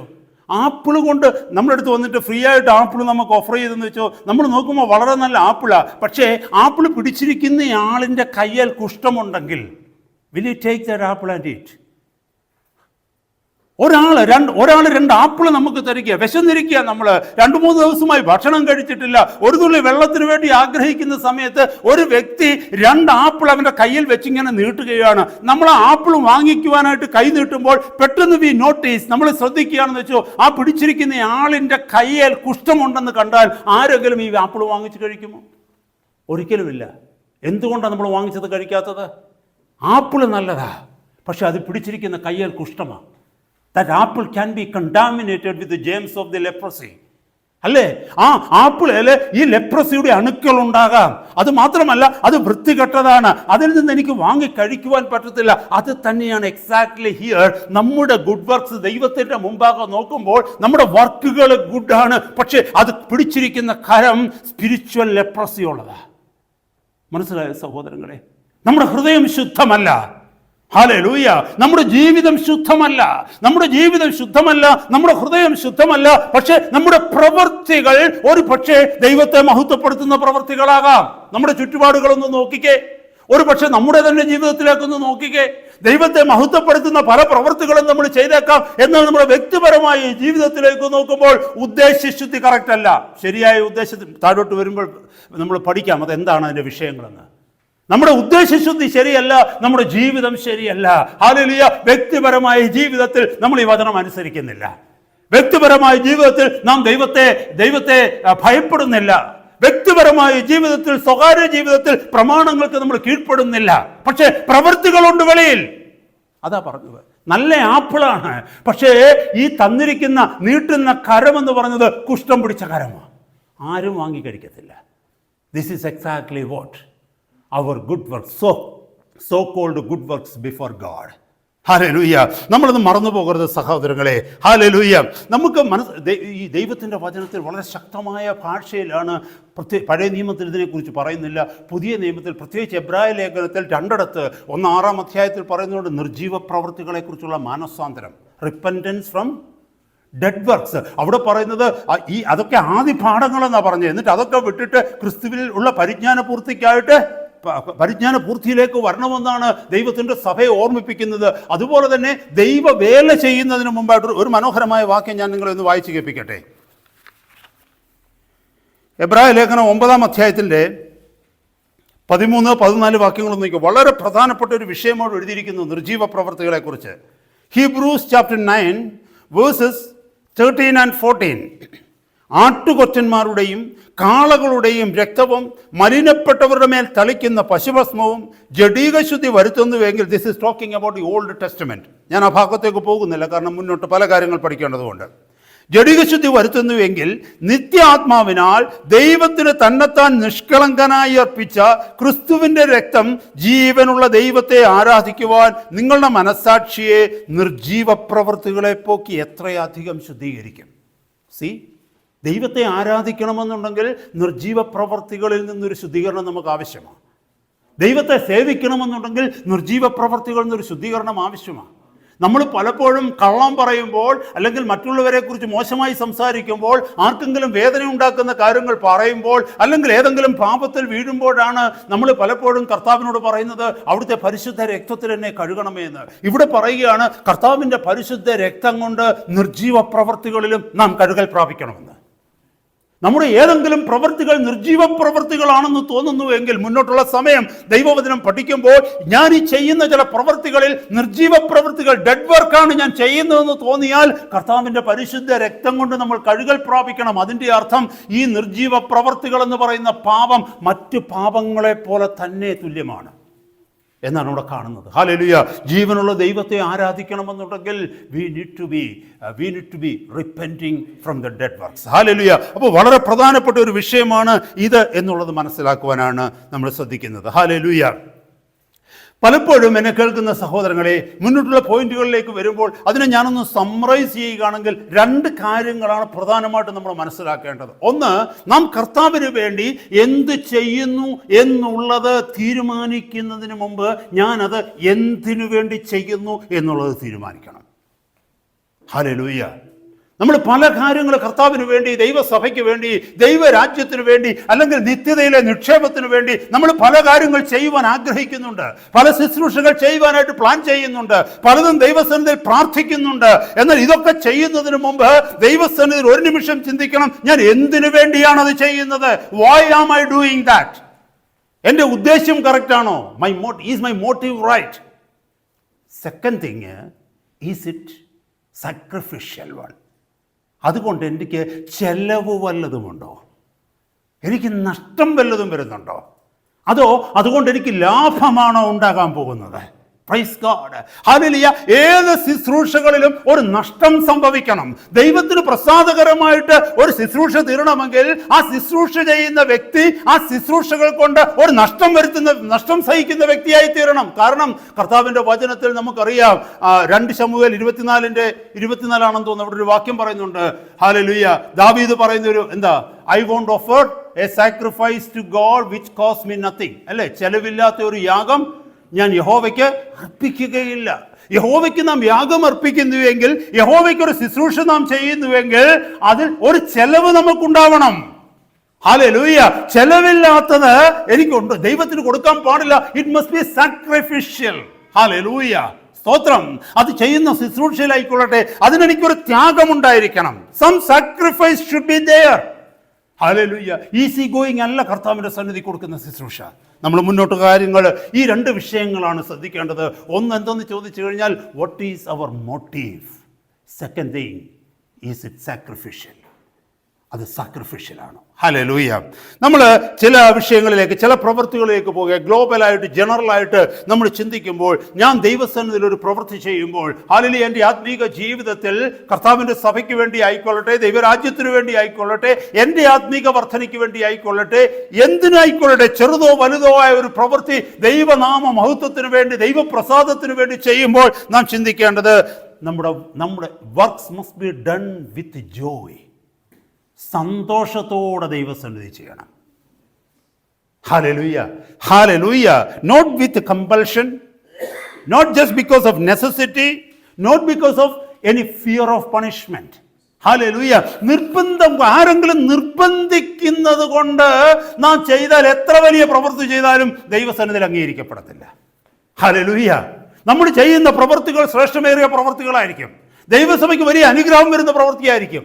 ആ ചെയ്യുന്ന പ്രവൃത്തികൾ കൊണ്ട് അനേകർ അനുഗ്രഹിക്കപ്പെട്ടേക്കാം. പക്ഷേ ആരുടെയെങ്കിലും നിർബന്ധം കൊണ്ടാണ് നമ്മളത് ചെയ്യുന്നതെങ്കിൽ, അല്ലെങ്കിൽ ഏതെങ്കിലും എന്തിനെങ്കിലും ഭയന്നിട്ടാണ് നമ്മളത് ചെയ്യുന്നതെങ്കിൽ, അല്ലെങ്കിൽ ഞാൻ അങ്ങനെ ചെയ്യാതിരുന്നെങ്കിൽ എല്ലാവരും എന്തോ പറയുമെന്ന് പറഞ്ഞാണ് ചെയ്യുന്നതെങ്കിൽ, ഹല്ലേലൂയ. അതുകൊണ്ട് ഒരു പ്രയോജനവുമില്ല. പലരും അനുഗ്രഹിക്കപ്പെട്ടാലും അന്നത്തെ ദിവസം, ശോധന ചെയ്യപ്പെടുന്ന ദിവസം, നമ്മൾ ചെയ്ത പ്രവൃത്തി വെന്തുപോകും. കാരണം എന്നാണെന്നറിയാമോ? It was not done with joy. സന്തോഷത്തോടല്ല നമ്മൾ ചെയ്യുന്നത്. അപ്പം ഞാനൊരു കാര്യം പറയട്ടെ സഹോദരങ്ങളെ, നമ്മൾ ആർക്കെങ്കിലും ദാനം കൊടുക്കുകയാണെങ്കിലും സന്തോഷത്തോടെ കൊടുക്കാൻ നമുക്ക് മനസ്സില്ലെങ്കിൽ കൊടുക്കാതിരിക്കുന്നത് നല്ലത്. കാരണം പൈസയും പോയി, പ്രതിഫലവും പോയി. മനസ്സിലായോ സഹോദരങ്ങളെ? ഹല്ലേലൂയ. നമ്മൾ പലരോടും പറയും ഞാൻ പ്രാർത്ഥിക്കാം കേട്ടോ. ആ പറയുന്നത് ഓർമ്മയുണ്ട്, പിന്നെ പ്രാർത്ഥിക്കാനും ഓർമ്മയിൽ ഒന്നുമില്ല. വല്ല പ്രയോജനമുണ്ടോ? അത് പ്രതിഫലവും പോയി, പറഞ്ഞതും പോയി. ഹല്ലേലൂയ. കാരണം എന്നു വെച്ചാൽ it is not out of joy we speak. സന്തോഷം കൊണ്ടല്ല നമ്മളത് പറയുന്നത്. ഹല്ലേലൂയ. നമ്മൾ ഫോഴ്സ്ഡ് ആവരുത്. കർത്താവിന് വേണ്ടി ചെയ്യുന്നത് വോളണ്ടറി ആയിരിക്കണം. നമ്മുടെ ഹൃദയത്തിൽ നിന്ന് തോന്നി ചെയ്യണം. ഒരാളെ പ്രസാദിപ്പിക്കുവാനായിട്ട് ചെയ്യരുത്. ഹല്ലേലൂയ. ഒരാളെ കയ്യടി വാങ്ങാനായിട്ട് ചെയ്യരുത്. ഒരാളെ അംഗീകാരത്തിന് വേണ്ടി ചെയ്യരുത്. ഞാൻ എൻ്റെ കർത്താവിന് വേണ്ടി എന്തെങ്കിലും ചെയ്യുന്നത് that must be done out of Joy. നമുക്കറിയാം, കുഞ്ഞുങ്ങൾ എവിടെയെങ്കിലും കളിക്കാൻ പോകുന്നുണ്ടെങ്കിൽ അവരോട് പറയുക, നിങ്ങൾ ഇന്ന് കളിക്കാൻ പോകണ്ട, ഈ പണികളൊക്കെ ചെയ്യുന്നു പറഞ്ഞ് പിള്ളേരെ ഏൽപ്പിച്ചു കഴിഞ്ഞാൽ അവരെങ്ങനെയായിരിക്കും ആ പണി ചെയ്യുന്നത്? നമ്മൾ രണ്ടാമതും മൂന്നാമതും അത് ചെയ്യേണ്ടി വരും. അങ്ങനല്ലേ? നമ്മൾ കണ്ടിട്ടില്ലേ? If you are asking, if you are forcing a child to do some works when the child wants to go for play, how would that child do the work? അല്ലേ? മനസ്സില്ലാതെ ഒരു കുഞ്ഞിനെ പിടിച്ച് നിർബന്ധിച്ച് അല്ലെങ്കിൽ വഴക്ക് പറഞ്ഞ് അടിച്ചൊരു പണി ചെയ്യിപ്പിക്കുകയാണെന്നുണ്ടെങ്കിൽ വെറുതെ സമയം കളയാമെന്നേ ഉള്ളൂ. ആ കൊച്ചിൻ്റെ ശാപം കേൾക്കാമെന്നേ ഉള്ളൂ. ആ പണി നമ്മൾ രണ്ടാമത് രണ്ടാമതെന്നല്ല, അതൊരു 4 പ്രാവശ്യം ചെയ്യേണ്ടി വരും. കാരണം അവിടെ എല്ലാം നാശമാക്കും. കാരണം മനസ്സോടാണ് അത് ചെയ്യുന്നത്. ഹല്ലേലൂയ. ഇത് തന്നെ നമുക്കറിയാം. ദൈവത്തിൻ്റെ സഭയ്ക്കകത്ത് ഒരാൾക്ക് കൊടുക്കാൻ മനസ്സില്ലെന്ന് വെച്ചോ, ആളിനെ എന്തെങ്കിലുമൊക്കെ പറഞ്ഞ് അങ്ങ് പീഡിപ്പിച്ച് കൊടുപ്പിച്ചു കഴിഞ്ഞാൽ എങ്ങനെയാണ് കൊടുക്കുന്നത്? നമ്മുടെ നാട്ടിൽ പറയുന്നതിൻ്റെ കൂട്ട് തല്ലിപ്പഴുപ്പിച്ച മാങ്ങ എന്ന് പറയും അല്ലേ? മാങ്ങ പഴുക്കുമെന്നും പറഞ്ഞ് നോക്കിയിരിക്കുക, പഴുക്കുന്നില്ല. എന്നാൽ 4 അടി വെച്ച് കൊടുത്തപ്പോൾ ചുമന്നു വന്നു. നല്ല രസമാണ്. പക്ഷെ കഴിക്കാൻ കൊള്ളാമോ സഹോദരങ്ങളെ? നമുക്കറിയാമല്ലോ. അത് പുറത്ത് നല്ല പഴുത്തു, 2 എണ്ണം കൊടുത്തപ്പോഴത്തേക്ക് പഴുത്തു. പക്ഷേ അത് കീറി നമുക്ക് കഴിക്കാൻ നോക്കുമ്പോൾ അറിയാൻ ചതഞ്ഞ് പറഞ്ഞ് അകത്തിരിക്കുക. എന്നെ കേൾക്കുന്ന സഹോദരങ്ങളെ, ഹല്ലേലൂയ, കർത്താവ് നോക്കുന്ന ഇതാ. നമ്മൾ ചെറുതാ ചെയ്യുന്നതെങ്കിലും പൂർണ്ണ മനസ്സോടെ ചെയ്യണം, പൂർണ്ണ സന്തോഷത്തോടെ ചെയ്യണം, പ്രസാദിപ്പിച്ച്. അത് അവിടെയാണ് നമ്മൾ ഈ ദൈവസഭയിൽ ദൈവസന്നിധിയിലേക്ക് കൊടുക്കുന്നതിന്. അതുകൊണ്ടാണ് പുതിയ നിയമത്തിൽ ടൈത്ത് അല്ലെങ്കിൽ ദശാംശം എന്ന് പറയുന്ന ഒരു ടീച്ചിങ് ഇല്ലാത്തതിൻ്റെ കാരണം. കാരണം എന്നാന്ന് ചോദിച്ചാൽ, പഴയ നിയമത്തിൽ അനേകർ ദൈവത്തിന് കൊടുത്തിരുന്നത് ദൈവം ശിക്ഷിക്കുമെന്ന് പേടിച്ചതാണ്. നിങ്ങൾക്കറിയാമോ? അനേകർ പഴയ നിയമത്തിൽ ദൈവത്തിന് കൊടുത്തിരുന്നത് ദൈവം ശിക്ഷിക്കുമെന്ന് പേടിച്ചതാണ്.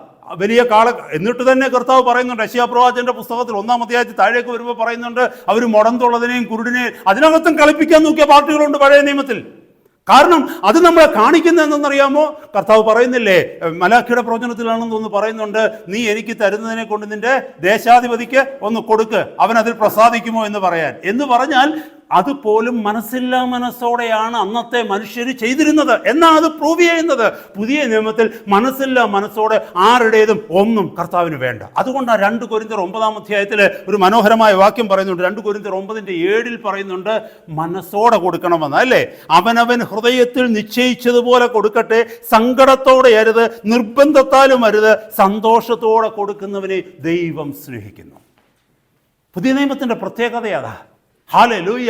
അങ്ങനെയാണെങ്കിൽ ഒരു ചോദ്യം നമ്മളോട് ചോദിക്കാം, ഹല്ലേലൂയ, ദൈവസഭയിലുള്ളവരെ കൊടുക്കാൻ പഠിപ്പിക്കണ്ടയോ? തീർച്ചയായിട്ടും പഠിപ്പിക്കണം. നമ്മുടെ കുഞ്ഞുങ്ങളെ കൊടുക്കാൻ പഠിപ്പിക്കണം, സഭയിലുള്ള വിശ്വാസികളെ കൊടുക്കാൻ പഠിപ്പിക്കണം. പക്ഷെ എങ്ങനെ കൊടുക്കാനാണ് പഠിപ്പിക്കുന്നതെന്നറിയാമോ? സന്തോഷത്തോടെ കൊടുക്കാൻ പഠിപ്പിക്കണം. നിർബന്ധിച്ച് കൊടുക്കുവാനല്ല, ചില കോളം പൂരിപ്പിക്കുവാൻ വേണ്ടിയല്ല, അല്ലെങ്കിൽ ബഡ്ജറ്റ് ചെയ്തിരിക്കുന്ന ഒരു എമൗണ്ട് എത്തുവാൻ തക്കവണ്ണം അവരെ അടിച്ച് ഫോഴ്സ് ചെയ്തല്ല കൊണ്ടുവരേണ്ടത്. സന്തോഷത്തോടെ കൊടുക്കുവാൻ പഠിപ്പിക്കണം. നമുക്ക് പഠിപ്പിക്കാൻ കഴിയുമെങ്കിൽ. ഹല്ലേലൂയ. നീ കർത്താവിന് വേണ്ടി ഇത് കൊടുക്കുന്നത് നിനക്ക് ദൈവം തന്നതിൻ്റെ ഒരു വിഹിതം മാത്രമാണെന്ന് പറഞ്ഞ് നിന്റെ പോക്കറ്റിൽ നിന്നല്ല നീ കൊടുക്കുന്നത്. ദൈവം നിനക്ക് തന്ന ദാനത്തിൽ നിന്ന് ദൈവനാമ മഹത്വത്തിന് വേണ്ടി നീ കൊടുക്കുകയാണെന്ന് പറയണം. നീ കൊടുത്തില്ലെങ്കിലും ദൈവം പട്ടിണി കിടക്കത്തില്ല. ചിന്തിക്കണമേ, അവന് ഈ ലോകം മുഴുവനും സൃഷ്ടിച്ചത് അവന്. ഈ ലോകത്തിലെ ഈ വിലയേറിയ കല്ലും മുത്തും സ്വർണവും ഡയമണ്ടും എല്ലാം അവിടുത്തെ സ്വന്തമാണ്. ഹല്ലേലൂയ. കഴിഞ്ഞ എത്ര തലമുറകളെ അവൻ പോറ്റി. ഇനി കർത്താവിന്റെ വരവ് താമസിക്കുന്നുവെങ്കിൽ വരുന്ന എത്ര തലമുറകളെ പോറ്റുവാൻ അവൻ ശക്തനാ. അവന് നിന്റെ 50 പൗണ്ടാണ് വേണ്ടിയത് അല്ല. കർത്താവിന് നീ കൊടുത്താൽ നീ അനുഗ്രഹിക്കപ്പെടും, നിന്റെ തലമുറ അനുഗ്രഹിക്കപ്പെടും, നിനക്ക് അഭിവൃദ്ധി ഉണ്ടാകും. കർത്താവിന്റെ അനുഗ്രഹം നിന്റെ മേൽ ഉണ്ടാകും. പക്ഷെ നീ മനസ്സോടെ കൊടുക്കണം, മനസ്സോടെ കൊടുക്കണം. അല്ലെങ്കിൽ അത് നിർജീവ പ്രവൃത്തിയായി പോകും. ഞാൻ ഇത്ര കൊടുക്കുന്നു എന്നൊരു ഭാരം നമ്മുടെ ഹൃദയത്തിൽ വന്നു കഴിഞ്ഞാൽ എന്നെ കേൾക്കുന്ന സഹോദര സഹോദരി, കൊടുക്കാതിരിക്കുന്ന നല്ലത്. എന്നാൽ കർത്താവേ, എനിക്ക് ഇത്രമേ കൊടുക്കാൻ പറ്റുന്നുള്ളല്ലോ എന്നൊരു ചിന്തയോടാണ് നീയും ഞാനും കൊടുക്കുന്നതെങ്കിൽ അത് ദൈവസന്നിധിയിൽ സുഗ്രാഹ്യമായ സൗരഭ്യവാസനയായി മാറും. Praise God, hallelujah. നമുക്കറിയാം ലൂക്കോസിന്റെ സുവിശേഷം 15-ാം അധ്യായത്തിൽ രണ്ട് പുത്രന്മാരെ കുറിച്ച് പറയുന്നുണ്ടല്ലോ. പ്രോഡിഗൽ സൺ, മുടിയനായ പുത്രൻ എന്ന് നമ്മളൊക്കെ പറയുന്ന ഇളയ മകനെക്കുറിച്ചും മൂത്ത മകനെക്കുറിച്ചും നമുക്കറിയാം. ആ ഭാഗം വായിക്കുന്ന ഒരു വ്യക്തിയോട് ചോദിക്കുക, നിങ്ങൾ ഈ രണ്ട് മക്കളിൽ ആരുടെ കൂടെ നിൽക്കുന്നതെന്ന് ചോദിച്ചാൽ നമ്മൾ പെട്ടെന്ന് പറയും ആരുടെ കൂടാന്ന് പറയും? മൂത്ത മോൻ്റെ കൂടാന്ന് പറയും, അല്ലേ?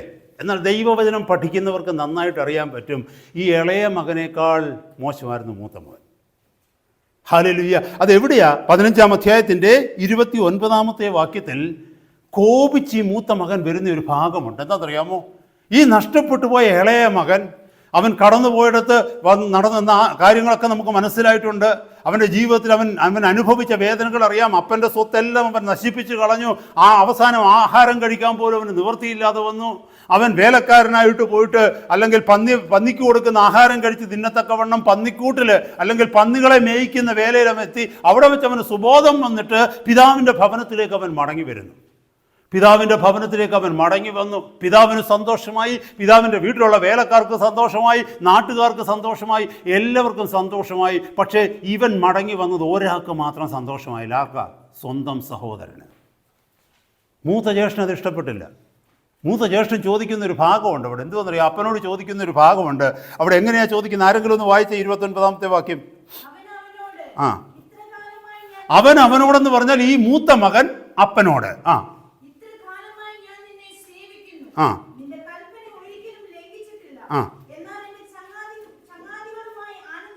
Yes, thank you. കേട്ടെ, അവൻ്റെ മനസ്സിലിരിപ്പ് എന്താന്ന് നോക്കിയേ. He was secretly expecting something from his father. ഇത്രയും നാള് അവൻ അപ്പനെ സ്നേഹിച്ചത് ആ ജോയിയോടുകൂടിയല്ല. എന്തൊക്കെയോ പ്രതീക്ഷിച്ച. കാരണം അവനറിയാം ഇപ്പൊ ഇളയ മോൻ ഇവിടെ ഇല്ലല്ലോ, ഇനിയിപ്പോ ഈ സ്വത്തൊക്കെ ആരുടേതാ? എന്റേതാ. അവൻ എന്തൊക്കെയോ പ്രതീക്ഷിച്ചാ ചെയ്തത്. കാരണം എൻ്റെ പിതാവിന് ഇനി എന്നെ ഭയങ്കര ഇഷ്ടമായിരിക്കും. ഈ പിതാവിൻ്റെ മുഴുവൻ അധികാരവും മുഴുവൻ സ്വത്തുക്കളെല്ലാം എനിക്കാണ്. കാരണം പിതാവിനെ വേദനിപ്പിച്ച് ഉള്ളതും പിടിച്ചു പറിച്ചില്ലേ ഇളയ മോൻ പോയത്. അപ്പോൾ എനിക്കിതെല്ലാം കിട്ടുമെന്നുള്ള പ്രതീക്ഷ, അല്ലെങ്കിൽ പിതാവിൻ്റെ ഹൃദയത്തിൽ എനിക്ക് സ്ഥാനമുണ്ട് എന്നുള്ള പ്രതീക്ഷ. എന്നാൽ ഇപ്പോൾ എന്താ പറ്റിയെന്നറിയാമോ? ഈ തിരിച്ചു വന്ന മോനെ പിതാവ് സ്നേഹിക്കുന്നത് കണ്ടപ്പോൾ ഹല്ലേലൂയ, ഇവൻ്റെ ഹൃദയത്തിനകത്തെ പക പുറത്തു വന്നു. അവൻ്റെ റിയാലിറ്റി പുറത്തു വന്നു. അവൻ പറഞ്ഞു എന്താണെന്നറിയാമോ? എനിക്ക് ഇന്നു വരെയെങ്കിലും ഒരു കുഞ്ഞാടിനെയെങ്കിലും നീ തന്നിട്ടുണ്ടോ? അപ്പോൾ ഇത്രയും നാൾ ഞാൻ പ്രതീക്ഷിച്ചത് എന്തൊക്കെയായിരുന്നു? മനസ്സിലായ സഹോദരങ്ങളെ? ഹല്ലേലൂയ. ഇതല്ലേ നമ്മൾ ചിലപ്പോഴും ദൈവത്തോട് ചോദിക്കുന്നത്, കർത്താവേ, ഞാൻ അങ്ങയ്ക്ക് വേണ്ടി എന്തെല്ലാം ചെയ്തിട്ടുണ്ട്, പക്ഷേ അങ്ങ് ഇതെനിക്ക് എന്താ ചെയ്തു തരാത്തത്? ചോദിച്ചിട്ടില്ലേ സഹോദരങ്ങളെ? നമുക്ക് കർത്താവിന് വേണ്ടി എന്തോ ചെയ്യാൻ പറ്റും കർത്താവിന് വേണ്ടി. ഞാൻ എൻ്റെ കർത്താവിന് വേണ്ടി ഇത് ചെയ്തു കൊടുത്തെന്ന് പറയാൻ 2 വയസ്സുള്ളൊരു കുഞ്ഞു വന്നതിനോട് പറയാ, പപ്പായ്ക്ക് വേണ്ടി ഞാൻ എന്തെല്ലാമാ ചെയ്തു തരുന്നതെന്ന് ചോദിച്ചാൽ നമ്മളെന്തോ പറയും? സില്ലി ലിറ്റിൽ കിഡ്, അല്ലേ? ഒരു 2 വയസ്സുള്ളൊരു കുഞ്ഞ് അതിൻ്റെ അപ്പന് വേണ്ടി അമ്മയ്ക്ക് വേണ്ടി എന്തോ ചെയ്താൽ കൊടുക്കാൻ? എല്ലാം നശിപ്പിച്ച്, പാമ്പറും എല്ലാം നശിപ്പിച്ച് എല്ലാം വിട്ടിട്ട് ഇരട്ടി പണി ചെയ്തു കൊടുക്കുന്നതല്ലാതെ ഒരു 2 വയസ്സുള്ള കുഞ്ഞ് അപ്പനും അമ്മയ്ക്കും എന്തോ ചെയ്തു കൊടുക്കും? നമ്മൾ ദൈവത്തിന് വേണ്ടി എന്ത് ചെയ്തു കൊടുക്കുമെന്നായി പറയുന്നത്? അത്യുന്നതനായ സർവശക്തനായ ദൈവത്തിന് കോടാനുകോടി ദൂതന്മാരാൽ സേവിക്കപ്പെടുന്ന അത്യുന്നതനായ സർവശക്തനായ ദൈവത്തിന് ഒരു കൃമിയുടെ പോലും വിലയില്ലാത്ത ഒരു മനുഷ്യൻ പറയുക, ഞാൻ എന്തെല്ലാമാണ് അങ്ങയ്ക്ക് വേണ്ടി ചെയ്യുന്നത്?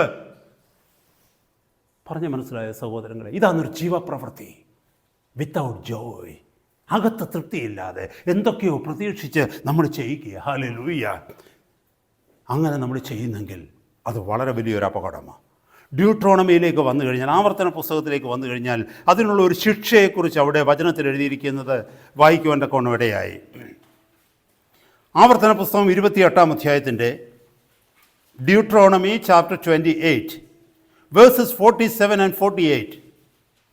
സകല വസ്തുക്കളുടെയും സമൃദ്ധി ഹേതുവായി നിന്റെ ദൈവമായ യഹോവയെ നീ ഉന്മേഷത്തോടും നല്ല ഹൃദയ സന്തോഷത്തോടു കൂടെ സേവിക്കായിക കൊണ്ട് യഹോവ നിന്റെ നേരെ അയക്കുന്ന ശത്രുക്കളെ നീ വിശപ്പോടും ദാഹത്തോടും നഗ്നതയോടും എല്ലാ ഞെരുക്കത്തോടും കൂടെ സേവിക്കും.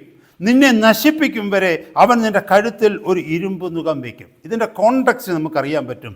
ദൈവത്തിൻ്റെ ജനം ദൈവത്തിനെതിരെ മറുതലിക്കുമ്പോൾ സംഭവിക്കുന്ന കാര്യങ്ങളെക്കുറിച്ച് എഴുതിയിരിക്കുന്നത്. പക്ഷെ ഒരു കാര്യം ഓർക്കണമേ സഹോദരങ്ങളെ, പഴയ നിയമത്തിലായാലും പുതിയ നിയമത്തിലായാലും ദൈവത്തിൻ്റെ പ്രിൻസിപ്പിൾസ് സെയിം ആയിരിക്കും. കാരണം ദൈവം തൻ്റെ സ്വഭാവത്തെ മറക്കത്തില്ല. ദൈവത്തിൻ്റെ സ്വഭാവം അത് പഴയ നിയമവും പുതിയ നിയമവും ആയിക്കൊള്ളട്ടെ, അത് തുല്യമായിരിക്കും. അതെപ്പോഴും മാറിപ്പോകത്തില്ല. നമ്മൾ പഴയ നിയമത്തിൽ ദൈവത്തിൻ്റെ ചില സ്വഭാവങ്ങൾ കാണുമ്പോൾ പുതിയ നിയമത്തിൽ വന്ന സ്വഭാവം മാറി. പണ്ടൊരാളെ പറയുന്നത് കേട്ടതാ, പഴയ നിയമത്തിൽ ദൈവം ഭയങ്കര ക്രൂരനായിരുന്നു, പുതിയ നിയമത്തിലേക്ക് ദൈവം വന്നപ്പോൾ മാനസാന്തരം വന്ന ദൈവത്തിന്. എന്തൊരു കഷ്ടമാണ് ദൈവമേ ഇത്.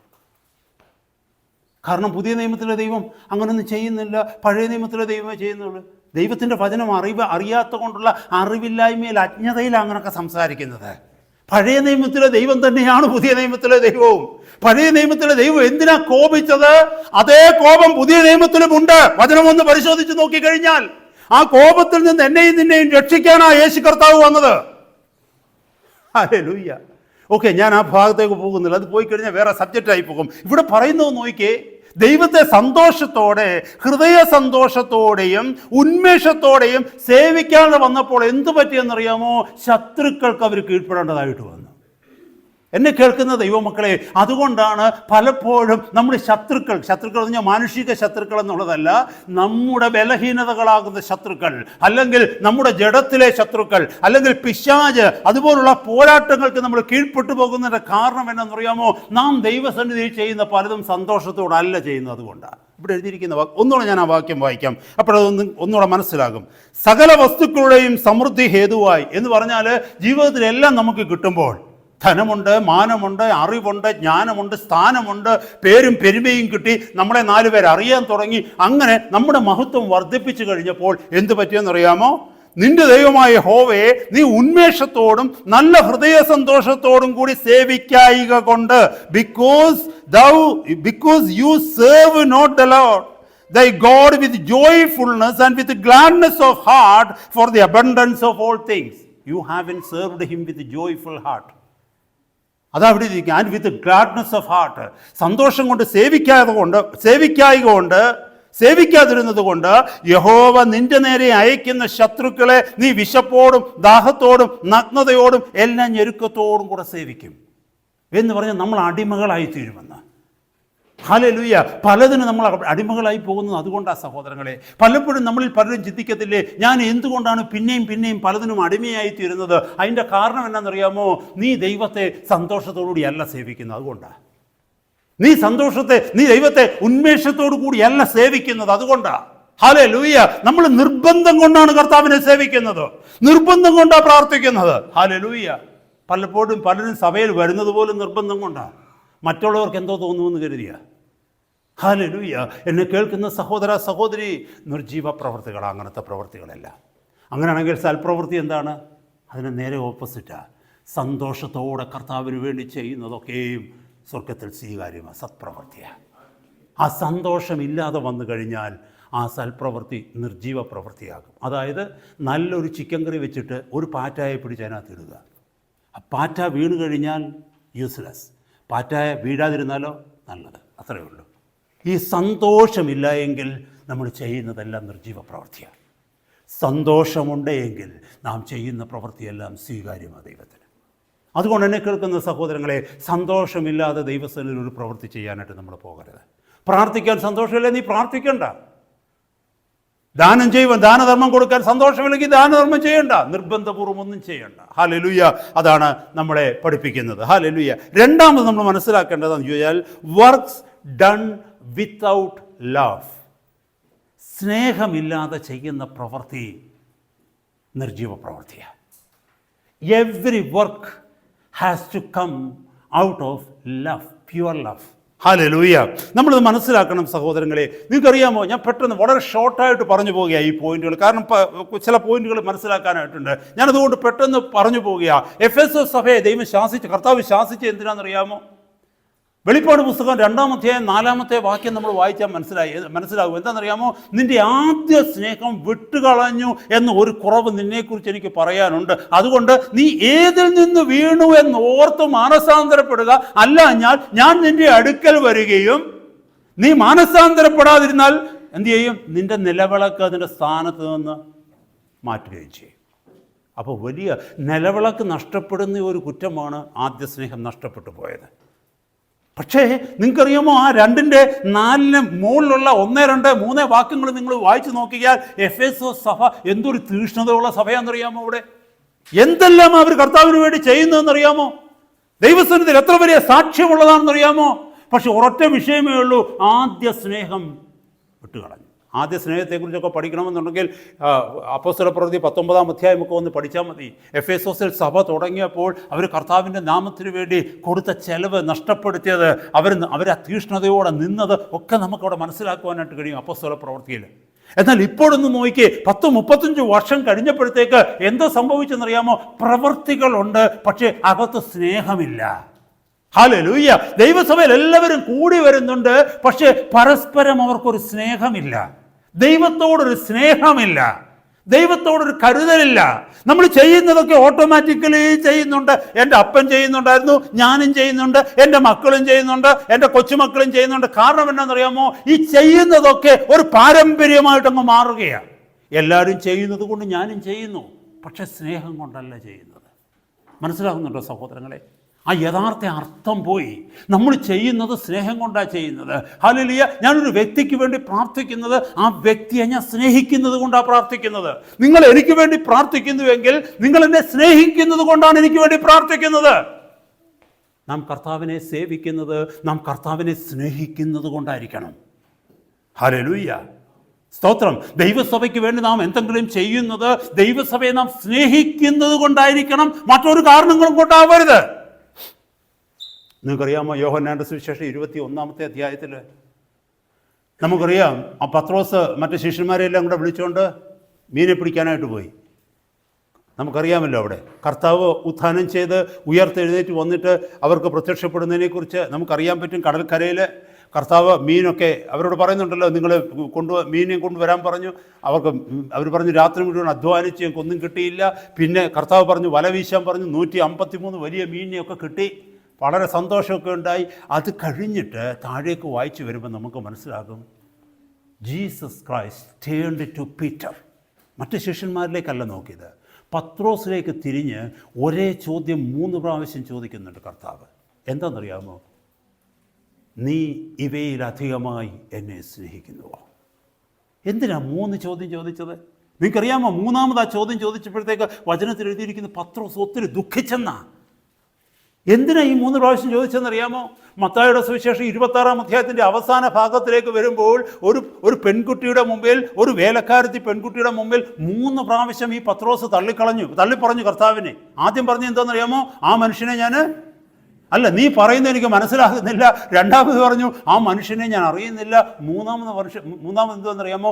പ്രാകുവാനും ആണയിടുവാനും തുടങ്ങി. നീയാണ്, ഞാനാണ്, എൻ്റെ അപ്പനാണ്, എൻ്റെ അമ്മയാണ്, എൻ്റെ മക്കളാണ്, ഞാൻ അറിയുന്നില്ല. അവൻ അകന്നകന്നകന്നകന്ന് പോയി.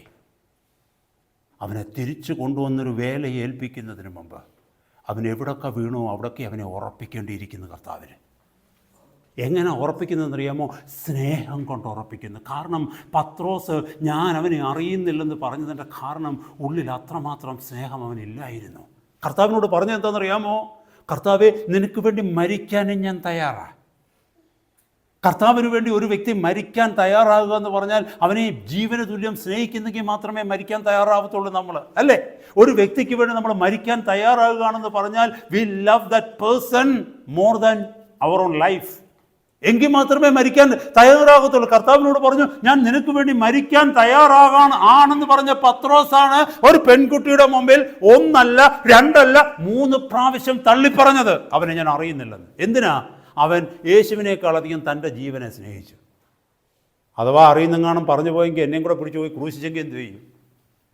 He loved his life more than he loved Jesus. ഇവിടെ കർത്താവ് ഒരു വലിയ വേല അവനെ ഏൽപ്പിക്കാൻ പോവുകയാണ്.